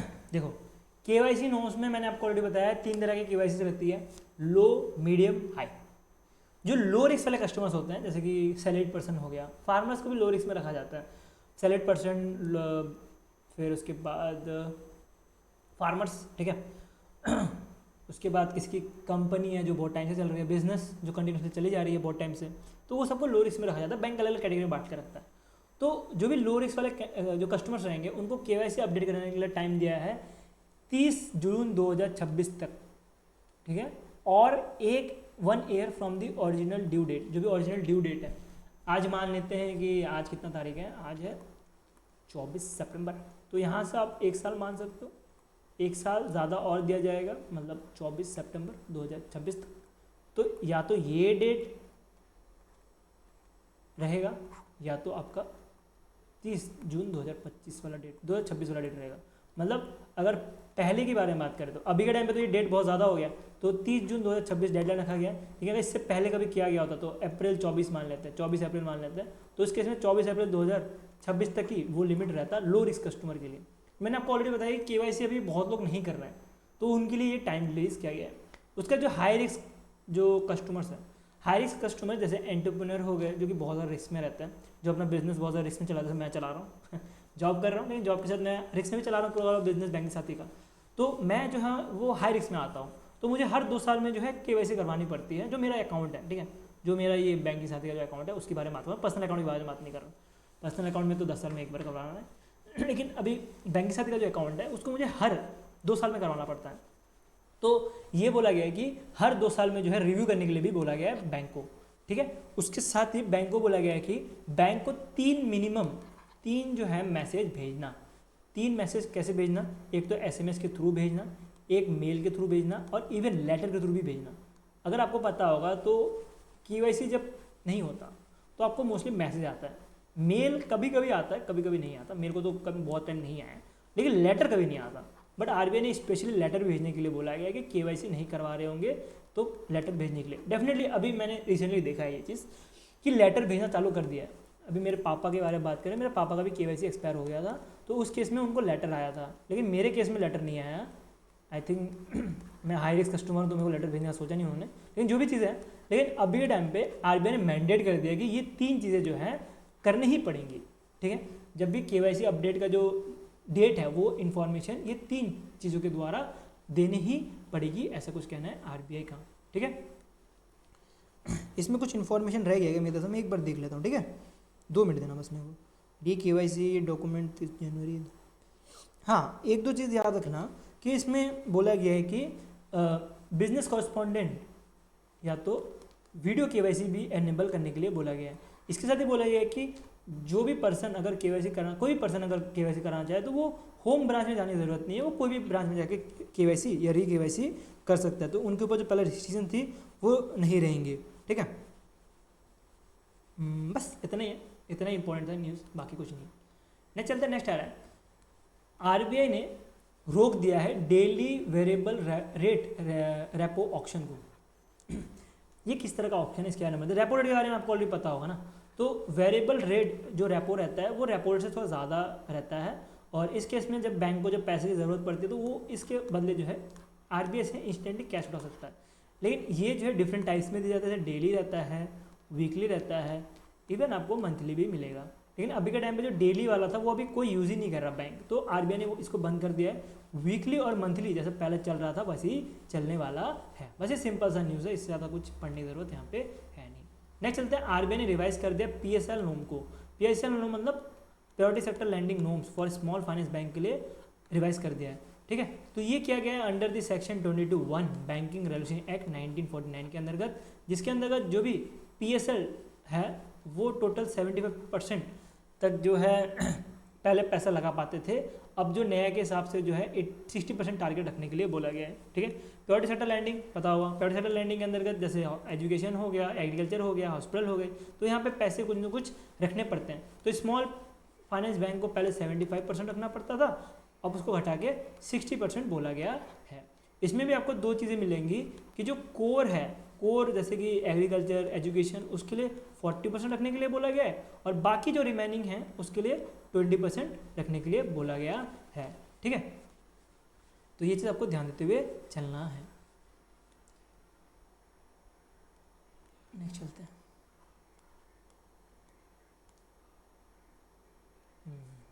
RBI ने एक डायरेक्शन लाया था, फाइनेंशियल डायरेक्शन 2025, जो कि 1 अक्टूबर 2025 से एप्लीकेबल होने वाला है बैंक, NBFC, कोऑपरेटिव बैंक और जितने भी RBI रेगुलेटेड एंटिटीज है सबके लिए। ये किया गया है कि जो स्ट्रीमलाइन हो पाए लार्ज प्रोजेक्ट्स और फिर कमर्शियल प्रोजेक्ट्स के लिए। देखो बैंक जो है ना लोन देता है डिफरेंट इंफ्रास्ट्रक्चर प्रोजेक्ट के लिए ना, तो पहले कुछ और रूल रखा गया था। ठीक है। अभी के टाइम पे ये कुछ रूल को चेंज किया गया है, तो वो चेंज रूल जो है वो इंपॉर्टेंट एग्जाम के लिए, तो हम उसको कवर करते हैं। हम उसको कवर नहीं करते कि पहले क्या रखा गया था। एग्जाम में पूछा जा सकता है, मैं मना नहीं कर रहा कि नहीं पूछा जा सकता, पर एग्जाम में जो इंपॉर्टेंट है, जो चेंजेस किए गए वो ज़्यादा इंपॉर्टेंट है, तो मैं आपको वो पढ़ा देता हूँ। ठीक है। और बात करें तो यहाँ से क्वेश्चन पूछे चांसेस कम है, तो मैंने इसलिए यहाँ पे ज़्यादा कंटेंट प्रोवाइड नहीं किया गया। ठीक है। तो इसमें आपको मिलेगा कि जो इंफ्रास्ट्रक्चर प्रोजेक्ट है, तो उसमें आपको मिलेगा कि पहले जो रखा गया था वो मैंने आपको यहाँ पे दे दिया। तो पहले जो था वो पहले, या तो मैं बात करूँ कि कंस्ट्रक्शन के फेज़ में 1% रखने के लिए बोला गया है, और कंप्लीशन के टाइम जो है 0.4% रखने के लिए बोला गया है। ठीक है। उसके बाद कमर्शियल यहाँ मैं यहाँ पे एक चीज़ छोड़ रहा हूँ, आई थिंक शायद यहाँ पे आपको समझाना ज़रूरी है वो चीज़ मेरे लिए बहुत। मेरे को 1 मिनट देना, मैं यहाँ पे ढूंढ लेता हूँ कहाँ पे वो news.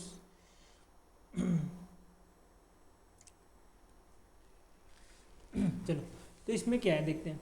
Streamline financing for large और कमर्शियल प्रोजेक्ट। तो इसमें क्या करेगा बैंक है, बैंक ने किसी लार्ज प्रोजेक्ट को पैसा दिया है, तो उस केस में मान लेते हैं 100 करोड़ रुपये दिया है, तो बैंक को बोला गया है कि आप जो है 1% मतलब 100 करोड़ रुपये का कितना हो गया 1% कितना हो गया 1 करोड़ रुपये।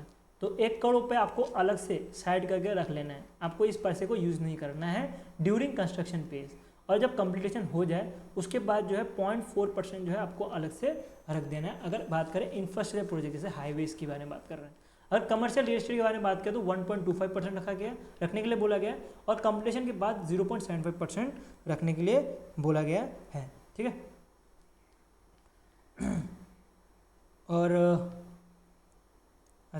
और जो रेजिडेंशियल या अदर वर्क है उसके लिए 1% पहले भी रखा गया था, और अभी भी जो है 1% ही रखने के लिए बोला गया है। बाकी चीज़ें हैं, अगर डिले हो गया उसके लिए क्या क्या परसेंटेज रखने, बट मुझे नहीं लगता वहाँ से कुछ पूछा जाएगा, तो इसलिए मैंने वहाँ पे PDF में दिया भी नहीं क्या है।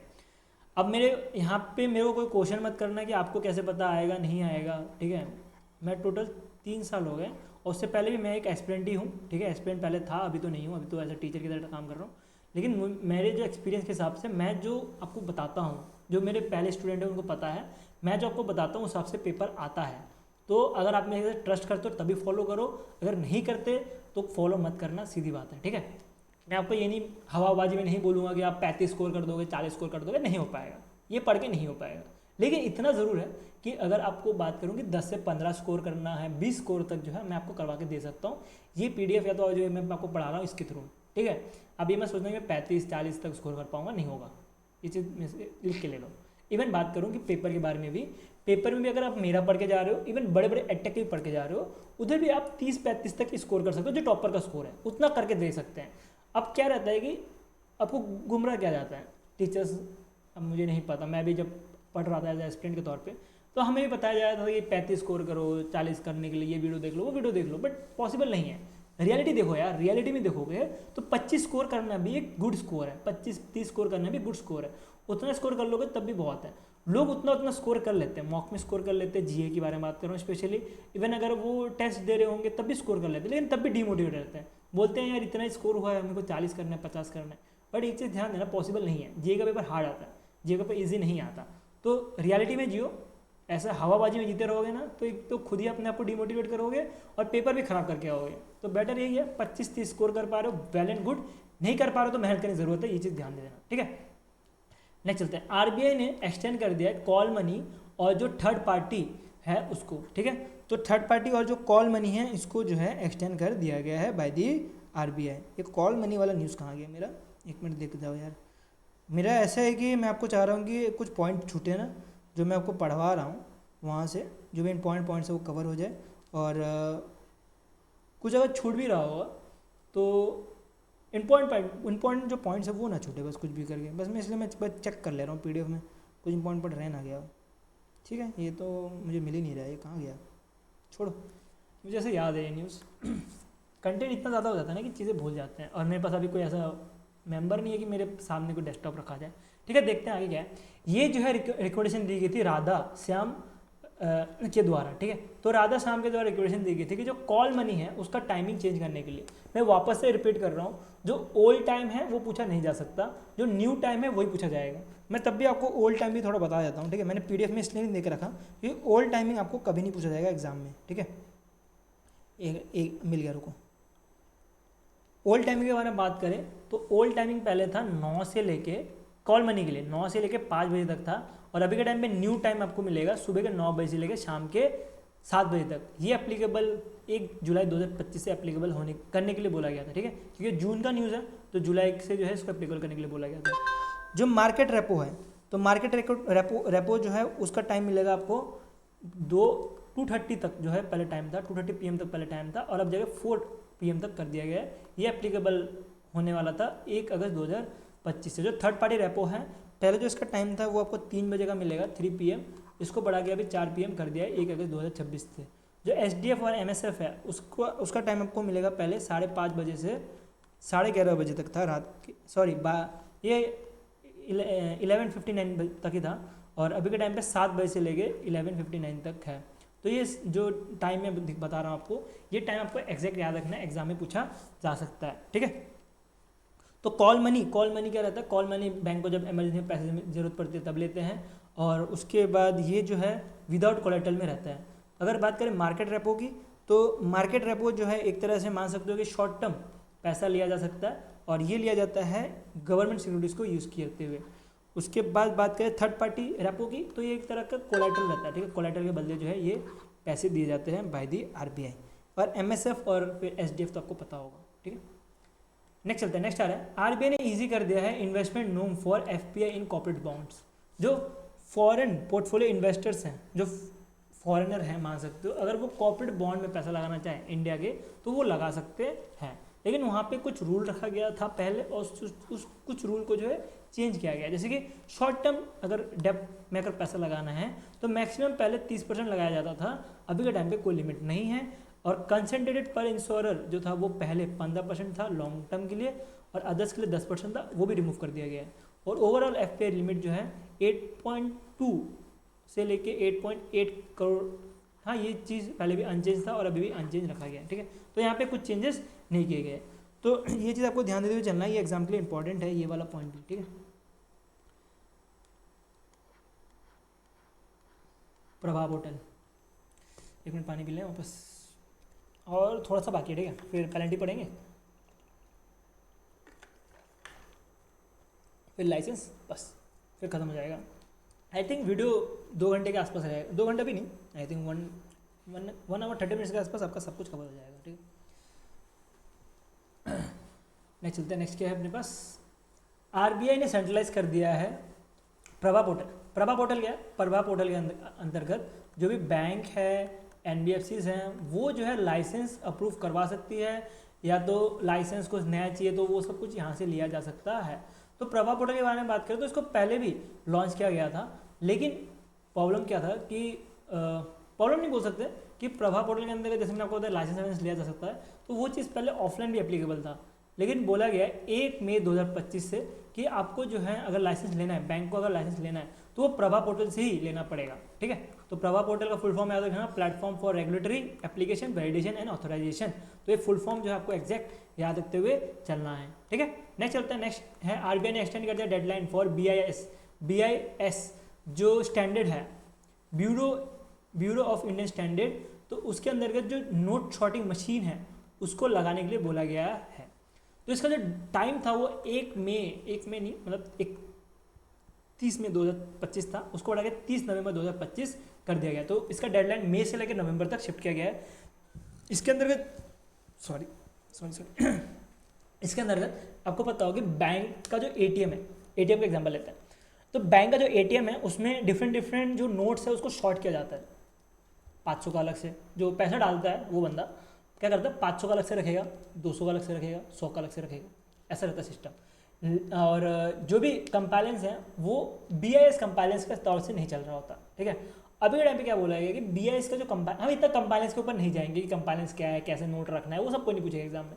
एग्जाम के लिए क्या इंपॉर्टेंट है कि BIS जो कंपाइलेंस है, जो नोट शॉर्टिंग मशीन है, उसको बैंक को बोला गया है कि उसके हिसाब से रखने के लिए, जो उसका स्टैंडर्ड है उसके हिसाब से रखने के लिए 500 का नोट और 1000 का, 500 1000 का तो है नहीं, 500 100 200 जो भी है। ये चीज़ क्यों की जा रही है कि जो 100 रुपये और जो 200 रुपये का नोट है वो रेगुलरली मिलते रहे, इसके लिए ये चीज़ की गई है। अगर अभी आप ATM जाओ, अभी निकल जाओ ATM, वीडियो देख लो उसका निकलना।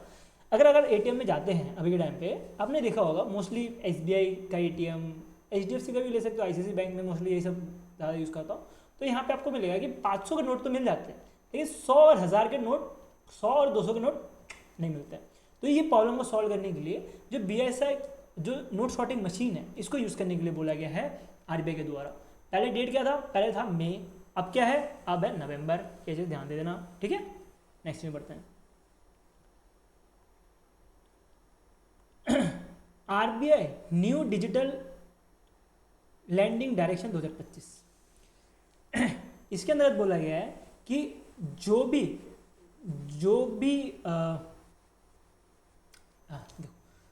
डिजिटल ऐप्स हैं जो लोन देते हैं, आपको पता होगा कि बीच में बहुत सारे डिजिटल ऐप्स आ गए थे लोन देने वाले, जो कि फ्रॉड करते थे, मोस्टली लोन दे देते थे, फिर उसके जो फैमिली मेम्बर्स हैं उनको फ़ोन करेंगे या उसको हरास करते थे और मेंटल स्ट्रेस देते थे।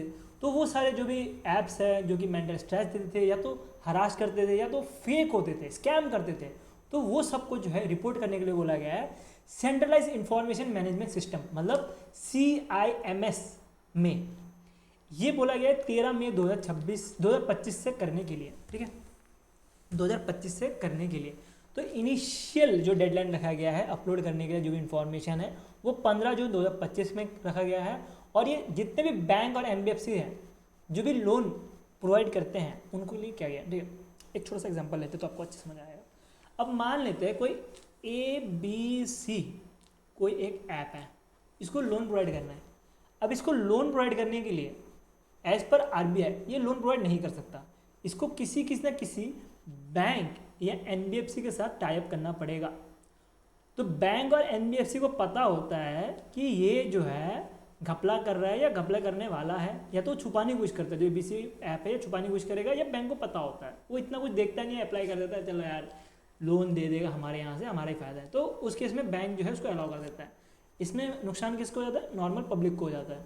तो RBI ने क्या बोला है कि जब भी आपके पास ऐसा कोई रजिस्ट्रेशन हो रहा हो, आपका कोई रजिस्टर कर रहा हो ऐप, तो उस केस में आपको एक उसके बारे में पूरा डिटेल देना पड़ेगा, उस ऐप के बारे में पूरा एक रिपोर्ट जो है देना पड़ेगा, और ये रिपोर्ट सबमिट करना पड़ेगा सेंट्रलाइज इंफॉर्मेशन मैनेजमेंट सिस्टम को यूज़ करते हुए, ठीक है। और इसके अंतर्गत क्या रहेगा, इसके अंतर्गत उस रिपोर्ट में जो ऐप है उसका टेक्निकली कितना स्ट्रॉन्ग है, डेटा ब्रीच तो नहीं हो रहा है, ऐप कुछ ख़राब चीज़ तो नहीं कर रहा, मतलब स्कैम, तो वो सारी चीज़ें जो है देना पड़ेगा, ठीक है। और इसके अंतर्गत जो भी अच्छे डिजिटल लैंडिंग ऐप्स रहेंगे उनको लिस्ट किया जाएगा RBI के द्वारा, ठीक है। तो RBI का जो ये पोर्टल है CIMS पोर्टल, यहाँ पे लिस्ट किया जाएगा। और कोई पर्सन अगर लोन लेना चाहता है इस ऐप से तो वो पहले RBI की वेबसाइट में जा सकता है, वहाँ पे जाकर चेक कर सकता है ये लिस्टेड है कि नहीं। अगर लिस्टेड है तो इसका मतलब क्या हो, वो RBI से ऑथराइज्ड है और वो वहाँ से लोन ले सकता है। अगर वो RBI से ऑथराइज नहीं रहेगा तो वो लोन नहीं लेगा। तो इसके लिए जो है RBI ने ये स्टेप उठाया गया है और लोगों को जागरूक भी करता हुआ जा रहा है, ठीक है। नेक्स्ट चलते हैं, नेक्स्ट पढ़ते हैं। नेक्स्ट आपको मिलेगा कि RBI ने रिकॉग्नाइज किया है fix income money market and derivative association को एज अ SOR, मतलब सेल्फ रेगुलेटिंग ऑर्गेनाइजेशन की तरह सेलेक्ट किया गया है। सेल्फ रेगुलेटिंग ऑर्गेनाइजेशन क्या होता है? ये एक तरह का अम्ब्रेला मान सकते हो। जितने भी फाइनेंशियल मार्केट है, ठीक है, उसका फेयर प्रैक्टिस हो रहा है कि नहीं, और उसके जो मेंबर हैं वो सही से काम कर रहे हैं कि नहीं, उसके ऊपर निगरानी रखने का काम ये fix income money market and derivative association का रहने वाला है। ठीक है, तो छोटा सा न्यूज़ है, पर SRO के बारे में पता होगा, ये मैं आपसे उम्मीद करके बैठा हूँ। नेक्स्ट न्यूज़ बढ़ते हैं। नेक्स्ट न्यूज़ आ रहा है कि RBI ने टाइट कर दिया है gold loan norms for bank और NBFCs के लिए।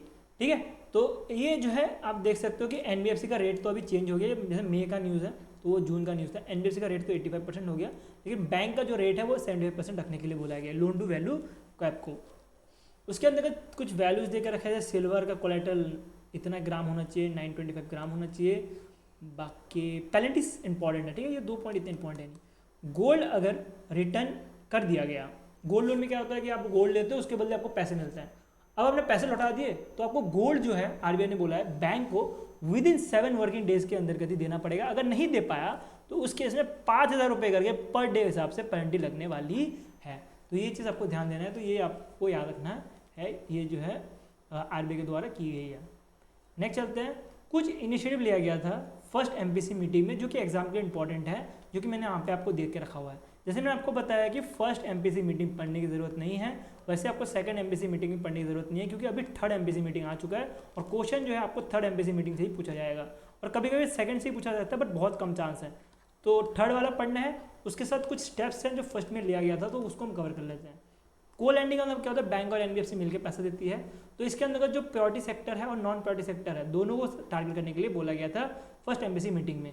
उसके बाद गोल्ड लोन गाइडलाइन में लॉन्च किया गया था, जिसके अंतर्गत बोला गया था कि जितने भी बैंक्स और NBFC है, इनके ऊपर एक हार्मोनिक फ्रेमवर्क रहना चाहिए।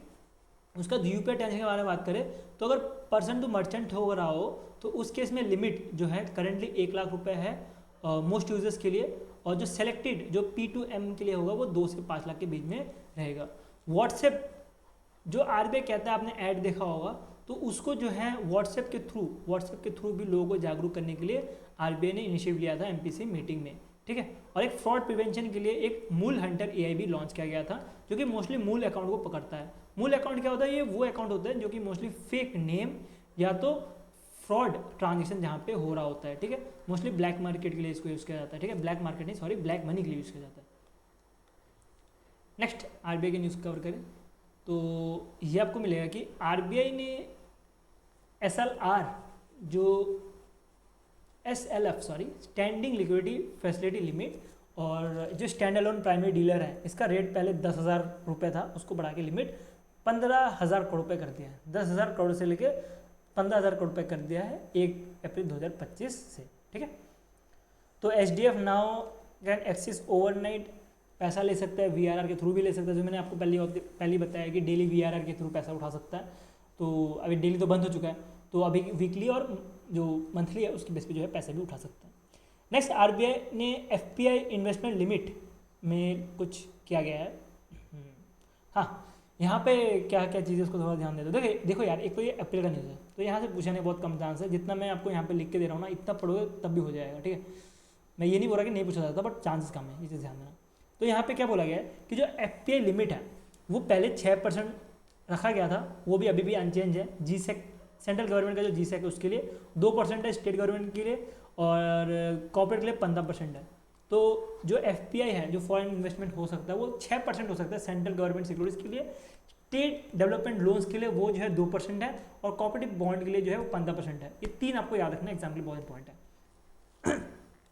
नेक्स्ट चलते हैं, नेक्स्ट आ रहा है RBI ने 90 एनिवर्सरी था, वहाँ पे एक पोस्टल स्टैम्प रिलीज़ किया गया था, जो कि आपको मिलेगा 5 रुपये का।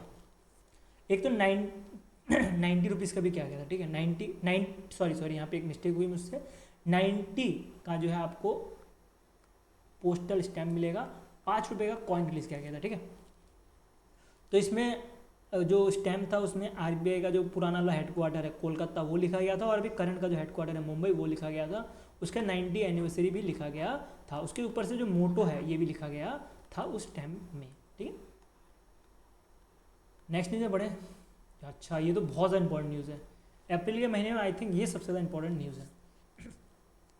देखो आपको पता होगा बैंक अकाउंट 18+ के लिए बनता है, उसके साथ 18+ के जो बिलो हैं उनके लिए भी बनता है। लेकिन पहले क्या रूल था कि उसके लिए पेरेंट का असिस्टेंट लगता था।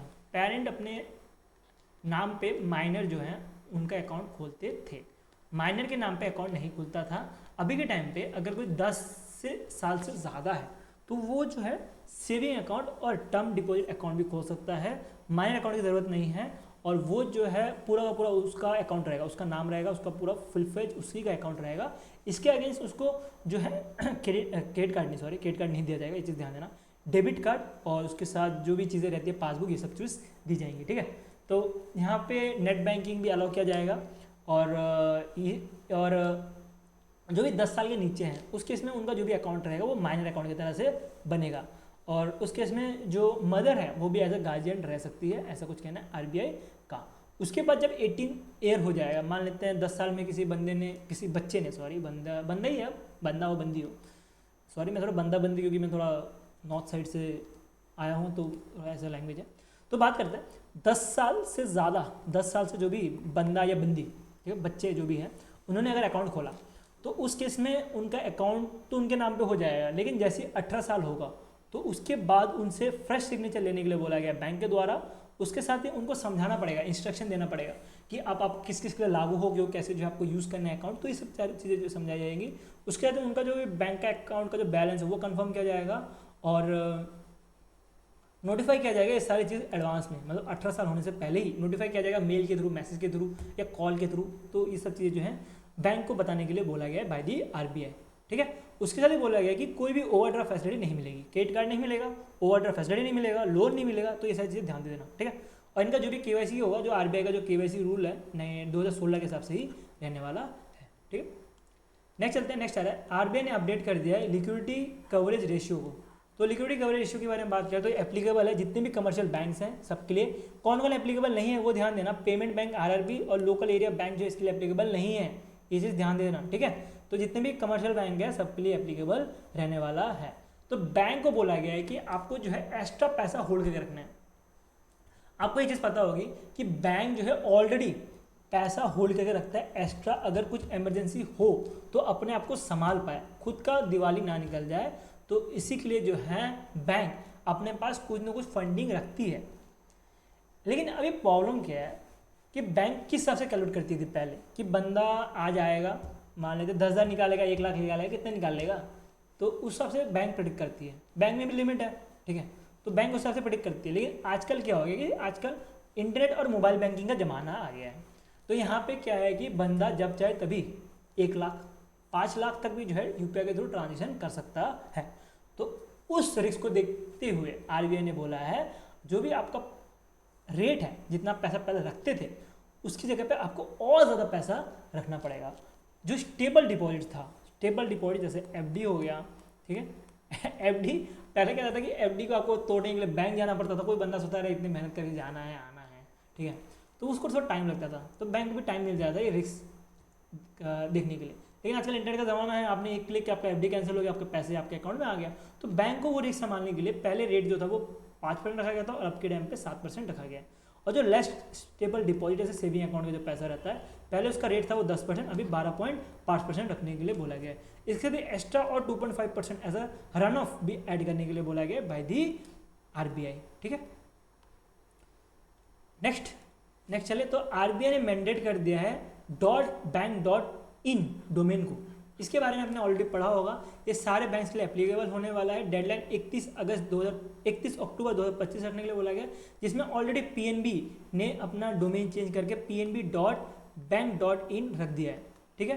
तो इसको रखने के लिए इसने कहाँ पे रजिस्टर किया है, जो institute for development and research in banking technology Hyderabad based है तेलंगाना में, वहाँ पे जो है इन्होंने रजिस्टर किया है। और उनका जो पहले जो डोमेन था PNB I think internet something करके था, वो चेंज कर दिया। अगर आप इस वाले वेबसाइट में जाओगे तो आपको रिडायरेक्ट किया जाएगा pnb.bank.in में, ठीक है। तो ये क्यों किया गया है कि ज़्यादा से ज़्यादा सिक्योर रहें, साइबर सिक्योरिटी को देखते हुए और ये इंडिया का ही डोमेन रहे उसको देखते हुए ये चीज़ की गई है। स्पेशली फाइनेंशियल डोमेन रहे इसको देखते हुए आरबीआई के द्वारा ये स्टेप उठाया गया है, ठीक है। मोस्टली जो क्राइम हो रहा है, साइबर क्राइम हो रहा है, उसको रोकने के लिए। नेक्स्ट चले तो नेक्स्ट मिलेगा कि जो NSDL पेमेंट बैंक है वो ऐड हो चुका है आरबीआई के सेकंड शेड्यूल के अंतर्गत, ठीक है। तो जो NSDL बैंक है उसको ऐड कर दिया गया किसके अंतर्गत, आरबीआई के जो सेकंड शेड्यूल है इसके अंतर्गत ऐड कर दिया गया है। ये चीज़ ध्यान देना, बाकी ये सेक्शन भी आपको एग्जैक्ट याद रखते हुए चलना है। नहीं चलता, आरबीआई ने अलाउ कर दिया गया जो इनका ई-क्यूबर प्लेटफॉर्म है वहाँ पे जो भी गवर्नमेंट पेमेंट है वो हो सकता है 75 करोड़ रुपये तक। तो 75 करोड़ रुपये तक जो है पेमेंट हो सकता है। और अर्लियर जो थ्रेशोल्ड था वो 500 करोड़ रुपये था, अब उसको घटा के 75 करोड़ रुपये कर दिया गया है ई-क्यूबर प्लेटफॉर्म से, ठीक है। तो 75 करोड़ या उससे ज़्यादा का जो है पेमेंट किया जा सकता है गवर्नमेंट सिक्योरिटीज़ में।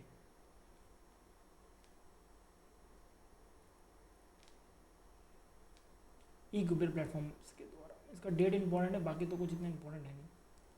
अर्लियर थ्रेशोल्ड 500 करोड़ रुपये है, यहाँ पे मुझे थोड़ा सा डाउट हो रहा है।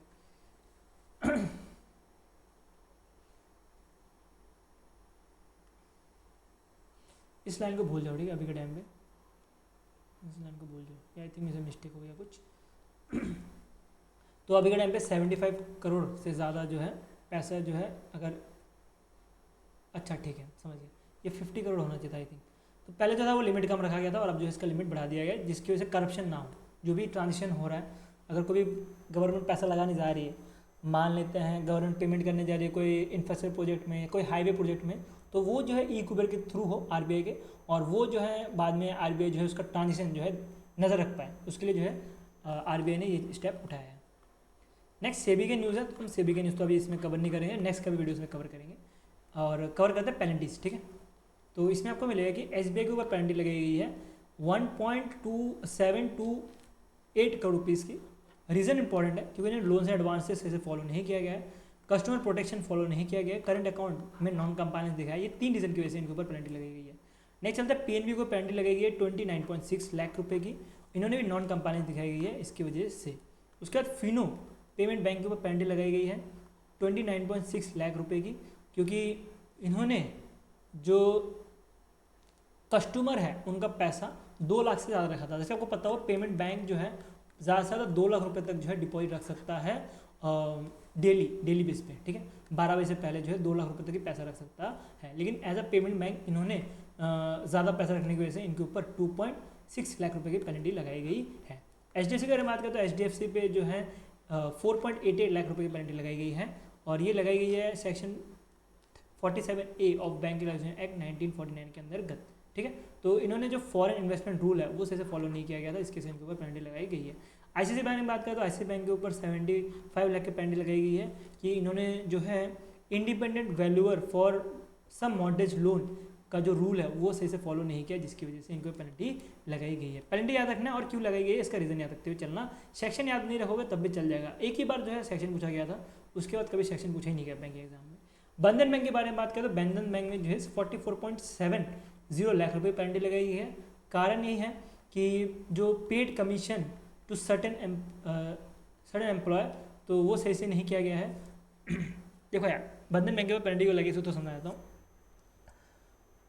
इन्होंने क्या किया था कि इन्होंने कमीशन देना चालू कर दिया था एम्प्लॉयज़ को, पेमेंट देने की जगह पे कमीशन देना चालू कर दिया, जिसकी वजह से इनको जो है पेनल्टी लगाई गई है। इसके साथ जो सिस्टम लैप्स किया गया उसकी वजह से भी पेनल्टी लगाई गई है। इंडियन बैंक के बारे में बात करें तो इंडियन बैंक के ऊपर 1.61 करोड़ रुपये की पेनल्टी लगाई गई है कि इन्होंने जो केसीसी स्कीम है उसके अंतर्गत जो भी इंटरेस्ट ऑन एडवांस रहता है वो रूल में नॉन कंप्लायंस दिखाया है। इंडियन ओवरसीज बैंक के ऊपर 6.60 लाख की पेनल्टी लगाई गई है कि इन्होंने नॉन कंप्लायंस दिखाया है loan free collateral free agriculture loan में। उसके बाद कोटक महिंद्रा बैंक पे 61.4 लाख की पेनल्टी लगाई गई है कि इन्होंने loan system for delivery of credit bank credit उसका लोन एंड एडवांसेस में नॉन कंप्लायंस दिखाया उसकी वजह से, ठीक है। बाकी आईडीएफसी बैंक के ऊपर पेनल्टी लगाई गई है कि केवाईसी गाइडलाइंस से फॉलो नहीं किया, जिसकी वजह से इनके ऊपर 38.6 लाख की पेनल्टी लगाई। येस बैंक के ऊपर 29.60 लाख की पेनल्टी लगाई गई है कि इन्होंने incorrect disclosure of customer compliance दिखाया, जिसकी वजह से लगाई गई है। सिटी बैंक के ऊपर 3.20 लाख रुपये पर डे लगेगी, जिन्होंने ड्यू डेलीगेशन दिखाया है इनवर्ड रेमिटेंस के लिए, ठीक है। उसके बाद बाकी आप यहाँ से पढ़ सकते हो, क्योंकि इतना इंपॉर्टेंट है नहीं, वीडियो को पॉज करो पढ़ लो, और यहाँ पे कुछ समझाने लायक है नहीं। हाँ, ये वाला बहुत ज़्यादा इंपॉर्टेंट है, ये आरबीआई की पेनल्टी नहीं है, लेकिन ये इंपॉर्टेंट है कि फ्लिपकार्ट इंटरनेट प्राइवेट लिमिटेड के ऊपर 1.60 करोड़ रुपये की पेनल्टी लगाई गई है, ठीक है। तो ये जो है IRDAI के द्वारा लगाई गई है। बाकी ICICI bank, bank of Baroda, bank of Maharashtra, ये सारी चीज़ आप जो है PDF के थ्रू पढ़ लेना। PDF आपको मिल जाएगा बैंक साथी टेलीग्राम ग्रुप में, मैं आपको लिंक दे दूंगा डिस्क्रिप्शन में, वहाँ से डाउनलोड कर लेना, ठीक है। नेक्स्ट चलता है लाइसेंस। लाइसेंस बहुत इंपॉर्टेंट है। अगर बात करें जैक पे को जो है ऑनलाइन पेमेंट एग्रीगेटर लाइसेंस मिला है बाय RBI। यहाँ पे भी ज़्यादा समझाने लायक नहीं है, मैं जो मेन पॉइंट है आपको समझाते हुए चलूँगा, ठीक है। तो यहाँ पे आपको याद रखना है, जैक पे को जो है RBI की तरफ से फाइनली अप्रूव मिल गया as a certificate of registration, certificate authorisation के लिए। पहले क्या मिलता है, पहले इन प्रिंसिपल अप्रूवल मिलता है, जो कि टेम्परेरी टाइम के लिए मिलता है, और उसमें देखा जाता है कि कैसे कौन परफॉर्म कर रहा है, उसके लिए मिलता है। उसके बाद फाइनल अप्रूवल दी जाती है। फाइनल अप्रूवल को दो तरह से बोला जाता है, एक बोला जाता है सेंटर ऑफ रजिस्ट्रेशन और एक बोला जाता है सेंटर ऑफ ऑथराइजेशन। तो इनको जो है centre of registration, centre of authorisation दिया गया है RBI के द्वारा, ये पॉइंट ध्यान देना। नेक्स्ट चलते हैं, नेक्स्ट आ रहा है वर्ल्ड लाइन को पेमेंट एग्रीगेटर का लाइसेंस मिला है कि ये जो है क्रॉस बॉर्डर पेमेंट एग्रीगेटर बन सकते हैं, और इसके लिए आपको दो याद रखना है, पेपाल और फिर वर्ल्ड लाइन, ये दोनों को दिया गया है। फिर जू पता नहीं क्या है ये हैदराबाद बेस्ड कंपनी है, इनको इन प्रिंसिपल अप्रूवल मिला है कि ये prepaid payment instrument authorisation PPI की तरह काम कर सकते हैं। और यूएई की एक बैंक है जिसको होली सब्सिडी अपना ब्रांच खोलने के लिए RBI ने अलाउ कर दिया गया है। भारत पे को जो है ऑनलाइन एग्रीगेटर की तरह लाइसेंस अलाउ कर दिया गया है, ठीक है। और ये एक ओनली फिनटेक कंपनी है जो कि जिसके पास PA लाइसेंस है, पेमेंट एग्रीगेटर, NBFC लाइसेंस है, और फिर इनके पास टैग भी है जो यूनिटी स्मॉल फाइनेंस बैंक है यहाँ पे। तो ये भी पॉइंट आपको ध्यान देते हैं, भारत पे ओनली चीज़ है जिसके पास 3 चीज़ें हैं। उसके बाद BP पे प्राइवेट लिमिटेड को जो है एक साइड से ऑनलाइन पेमेंट एग्रीगेटर लाइसेंस मिला है इन प्रिंसिपल। उसके बाद परिमल फाइनेंस को जो है NBFC ICC का लाइसेंस मिला है। ICC का मतलब हो गया इन्वेस्टमेंट एंड क्रेडिट कंपनी का लाइसेंस इनको दिया गया है। इन्वेस्टमेंट एंड क्रेडिट कंपनी का लाइसेंस मिलने का मतलब क्या हुआ, अब जो है ये इन्वेस्टमेंट और फिर जो क्रेडिट कंपनी है उसकी तरह काम करेंगी। और ये जो बाहर वाली कंपनीज रहती है, पहले तो अपनी कंपनी में इन्वेस्ट करती है जो उनकी सब्सिडी है वहाँ पे, अब जो बाहर वाली कंपनी है वहाँ पे भी इन्वेस्ट कर पाएंगी। उसके बाद ये एक तरह की कंपनी है सिरोडिस फाइनेंस प्राइवेट लिमिटेड, जो कि एक तरह से NBFC का इनको लाइसेंस दिया गया है, ठीक है। कुछ रहेगा तो मैं पढ़ाने लायक कुछ मैं पढ़ा दूंगा, लेकिन यहाँ पे कुछ पढ़ाने लायक है नहीं, तो यहाँ पे मैं इसलिए आपको जल्दी पढ़ा रहा हूँ। बाकी रिवोलूट के बारे में बात करें तो इनको PPI का लाइसेंस मिला है बाय द RBI, और इनको मिला है category 2 authorise money exchange dealer के तौर पे। उसके बाद बात करें HBITS इन्वेस्टमेंट मैनेजमेंट बैंक, इनको small and medium real estate investment trust की तरफ से लाइसेंस मिला है बाय दी SEBI। यहाँ पे SEBI के लाइसेंस चालू हो गए, बाकी मैंने RBI के लाइसेंस आपको ऑलरेडी करा दिए हैं। बाकी हम जो SEBI के लाइसेंस हैं या तो आप यही पढ़ लो या तो मैं आपको बाद में बता दूंगा। बाकी कैंसिल लाइसेंस भी पढ़ लेना। RBI का जैसे इम्पीरियल अर्बन कोऑपरेटिव बैंक है, इनका लाइसेंस कैंसिल किया गया है। उसके बाद अजंता अर्बन कोऑपरेटिव बैंक का लाइसेंस भी कैंसिल कर दिया गया है। बाकी ये वाला नहीं पूछा जाएगा, ठीक है। तो जो भी लाइसेंस कैंसिल होता है ये पूछने के चांस बहुत कम होते हैं, एक बार गो थ्रू कर लेना, ठीक है। बाकी पेमेंट एग्रीगेटर लाइसेंस मिला है RHDC को, और पेटीएम पेमेंट सर्विस को भी ऑनलाइन पेमेंट एग्रीगेटर लाइसेंस मिला है। यूनिवर्सल बैंक, हाँ ये इंपॉर्टेंट है। AU स्मॉल फाइनेंस बैंक जो कि 12th AU small finance bank, अभी के टाइम पे स्मॉल फाइनेंस बैंक कितने वो बताओ चलो। अभी के टाइम पे स्मॉल फाइनेंस बैंक कितने हैं, 12 है। जब AU फाइनेंस बैंक निकला था तब 11 हो गया था, और अभी के टाइम पे 12 है। आपको बताना है कौन जो है एक नया ऐड हुआ है, वो ऐड हुआ है LBA। जो लोकल एरिया बैंक है उनको भी जो है अभी के टाइम पे स्मॉल फाइनेंस बैंक की तरह दर्जा रखने के लिए बोला गया है, तो वो आपको मिलेगी। टोटल स्मॉल फाइनेंस बैंक अभी के टाइम पे 12 हो चुके वापस से। AU स्मॉल फाइनेंस बैंक अब जो है यूनिवर्सल बैंक की तरह काम करेंगी। इसका मतलब जो भी यूनिवर्सल बैंक लोन दे सकती है, अकाउंट खोल सकती है, वो सब कुछ जो है वो ये कर सकती है। अभी के टाइम पे इनको इन प्रिंसिपल अप्रूवल दिया गया है, और ये पहली बैंक बनी है 11 साल बाद, ठीक है। तो 11 साल बाद बनने वाली पहली बैंक ये बनी है, ये चीज़ ध्यान देते हुए चलना है। इसमें कुछ बोला गया है, जैसे संजय अग्रवाल के पास मेजरली स्टैक रखा गया है 22% का, तो वो स्टैक जो है non operational financial holding company को देने के लिए बोला गया। अब ये कौन सी कंपनीज होती है, ये वो कंपनीज होती है जो स्पेसिफिक एक ही चीज़ के लिए काम करती है। बैंक है तो बैंक में ही काम करेगी, ना कि दूसरे म्यूचुअल फंड या तो लाइफ इंश्योरेंस बेचेंगी, ठीक है। बात करें SBI की, तो SBI का आपको डिफरेंट डिफरेंट चीज़ें मिलेंगी। जैसे SBI खुद तो बैंक है, इसके साथ आपको SBI का जो जनरल इंश्योरेंस है वो मिलेगा, SBI का लाइफ इंश्योरेंस मिलेगा, SBI का म्यूचुअल फंड भी मिलेगा। लेकिन ये सारे के सारे क्या है, SBI के जो है सब्सिडी है, ना कि ये SBI का पार्ट है। SBI बैंक जो है इनके कुछ भी डेली ऑपरेशन में कुछ काम नहीं करती, बेचते ज़रूर है SBI बैंक, बट इनका जो डेली ऑपरेशन है वहाँ पे कुछ काम नहीं होता। वहाँ पे आपको क्लेम करना है, कुछ करना है तो इनके जो हेड ऑफिस है वहीं पे जाना पड़ेगा, ना कि आप SBI बैंक में जाके कर सकते हो। तो वही बोला गया कि AU स्मॉल फाइनेंस बैंक को कि आपका जो भी प्रोसेस है बैंक का प्रोसेस, वो बैंक का काम बैंक करो, यूनिवर्सल बैंक बना दिया गया तो बैंक का काम ही करो, बाकी चीज़ में फोकस मत करो। तो इसी के से जो है ये जो टैग जो है ये डिवाइड करने के लिए बोला गया है। बाकी बात करें कोटक महिंद्रा इंटरनेशनल, जो कि कोटक महिंद्रा का ही मान सकते हो कि एक इंटरनेशनल आर्म है, इनको यूएई की तरफ से लाइसेंस मिल चुका है कि ये जो है फंड और जो PMS है वहाँ पे इन्वेस्ट किया जा सकता है। कोई भी इंडिया का पर्सन जो यूएई में रह रहा हो वो अगर पैसा लगाना चाहे तो वो पैसा लगा सकता है यूएई में, और वो कहाँ लगा सकता है, कोटक महिंद्रा इंटरनेशनल में जाके पैसा लगा सकता है। इनको जो है अप्रूव मिला है यूएई का जो सेबी है उसके द्वारा। यूएई का सेबी का मतलब क्या हुआ, इंडिया के में सेबी जैसे ऑथराइज करता है, वैसे यूएई का सेबी है सिक्योरिटी एंड कम्युनिटी अथॉरिटी। तो इन्होंने जो है ये लाइसेंस अप्रूव किया गया है कोटक महिंद्रा इंटरनेशनल का। उसके बाद बात करें चॉइस AMC को जो है म्यूचुअल फंड बिजनेस करने के लिए सेबी ने लाइसेंस दे दिया है। उसके बाद जियो बैकरॉक एसेट मैनेजमेंट कंपनी को फाइनल अप्रूवल मिल गया कि ये भी अपना जो है बिजनेस स्टैब्लिश कर सकते हैं म्यूचुअल फंड का। इसके अंतर्गत आपको मिलेगा कि इसमें जियो का जो है 50% स्टैक मिलेगा और ब्लैक रॉक का जो है 50% स्टैक मिलने वाला है। और जो नए पर्सन है, जो नए MD है, इनका नाम आपको याद रखना है सिड सुब्रमण्यम, ठीक है। तो इनका नाम आपको याद रखते हुए स्वामीनाथन इनका आपको याद रखते हुए चलना है, ठीक है। नेक्स्ट चलते हैं। नेक्स्ट कुछ सेबी के वापस अप्रूवल है, हाँ ठीक है, ये इंपॉर्टेंट है। MobiKwik security broking private limited, इनको स्टॉक ब्रोकर और क्लीनिंग मेंबर की तरह से लाइसेंस मिला है। स्टॉक ब्रोकर मतलब क्या हुआ, स्टॉक को जो है वो बाय और सेल कर सकते हैं, और बाय और सेल सही से हुआ है कि नहीं उसी के लिए जो है क्लीनिंग मेंबर भी बनना पड़ता है। तो क्लीनिंग मेंबर की तरह भी बने हैं कि जो पर्सन ने बाय किया है उसको प्रॉपर पैसा मिल गया है कि नहीं, जो पर्सन ने सेल किया है उसको प्रॉपर पैसा मिल गया नहीं, जो पर्सन ने बाय किया उसको स्टॉक मिलेगा कि नहीं, उसको बोला था क्लीनिंग मेंबर। तो क्लीनिंग मेंबर की तरह भी इनको सर्टिफिकेट ऑफ रजिस्ट्रेशन दे दी गई है। बाकी म्यूचुअल फंड बिजनेस के लिए जो है wealth company, asset management company को भी अलाउ कर दिया गया है, ठीक है। तो ये सारी चीज़ें मेरे ख्याल से एक साइड कर देना चाहिए था, बट PDF बनाने समय मेरे जो कंटेंट क्रिएटर है उन्होंने थोड़ा बहुत गलती कर दिया, बट कोई नहीं, आपके लिए ईजी है तभी PDF पढ़ना। RBI ने जो कूवर अर्बन कॉर्पोरेट बैंक है इनका लाइसेंस कैंसिल किया गया है। बाकी यहाँ पे बस यही है कि IFC बैंकिंग यूनिट बनाया गया है, इस बैंक को बनाया गया है। बाकी फ्लिपकार्ट को NBFC का लाइसेंस दिया गया है RBI के द्वारा। तो यहाँ पे आप ये सब चीज़ जो है PDF के थ्रू भी पढ़ सकते हो। कुछ अगर इंपॉर्टेंट होता है तो मैं आपको बताता हूँ।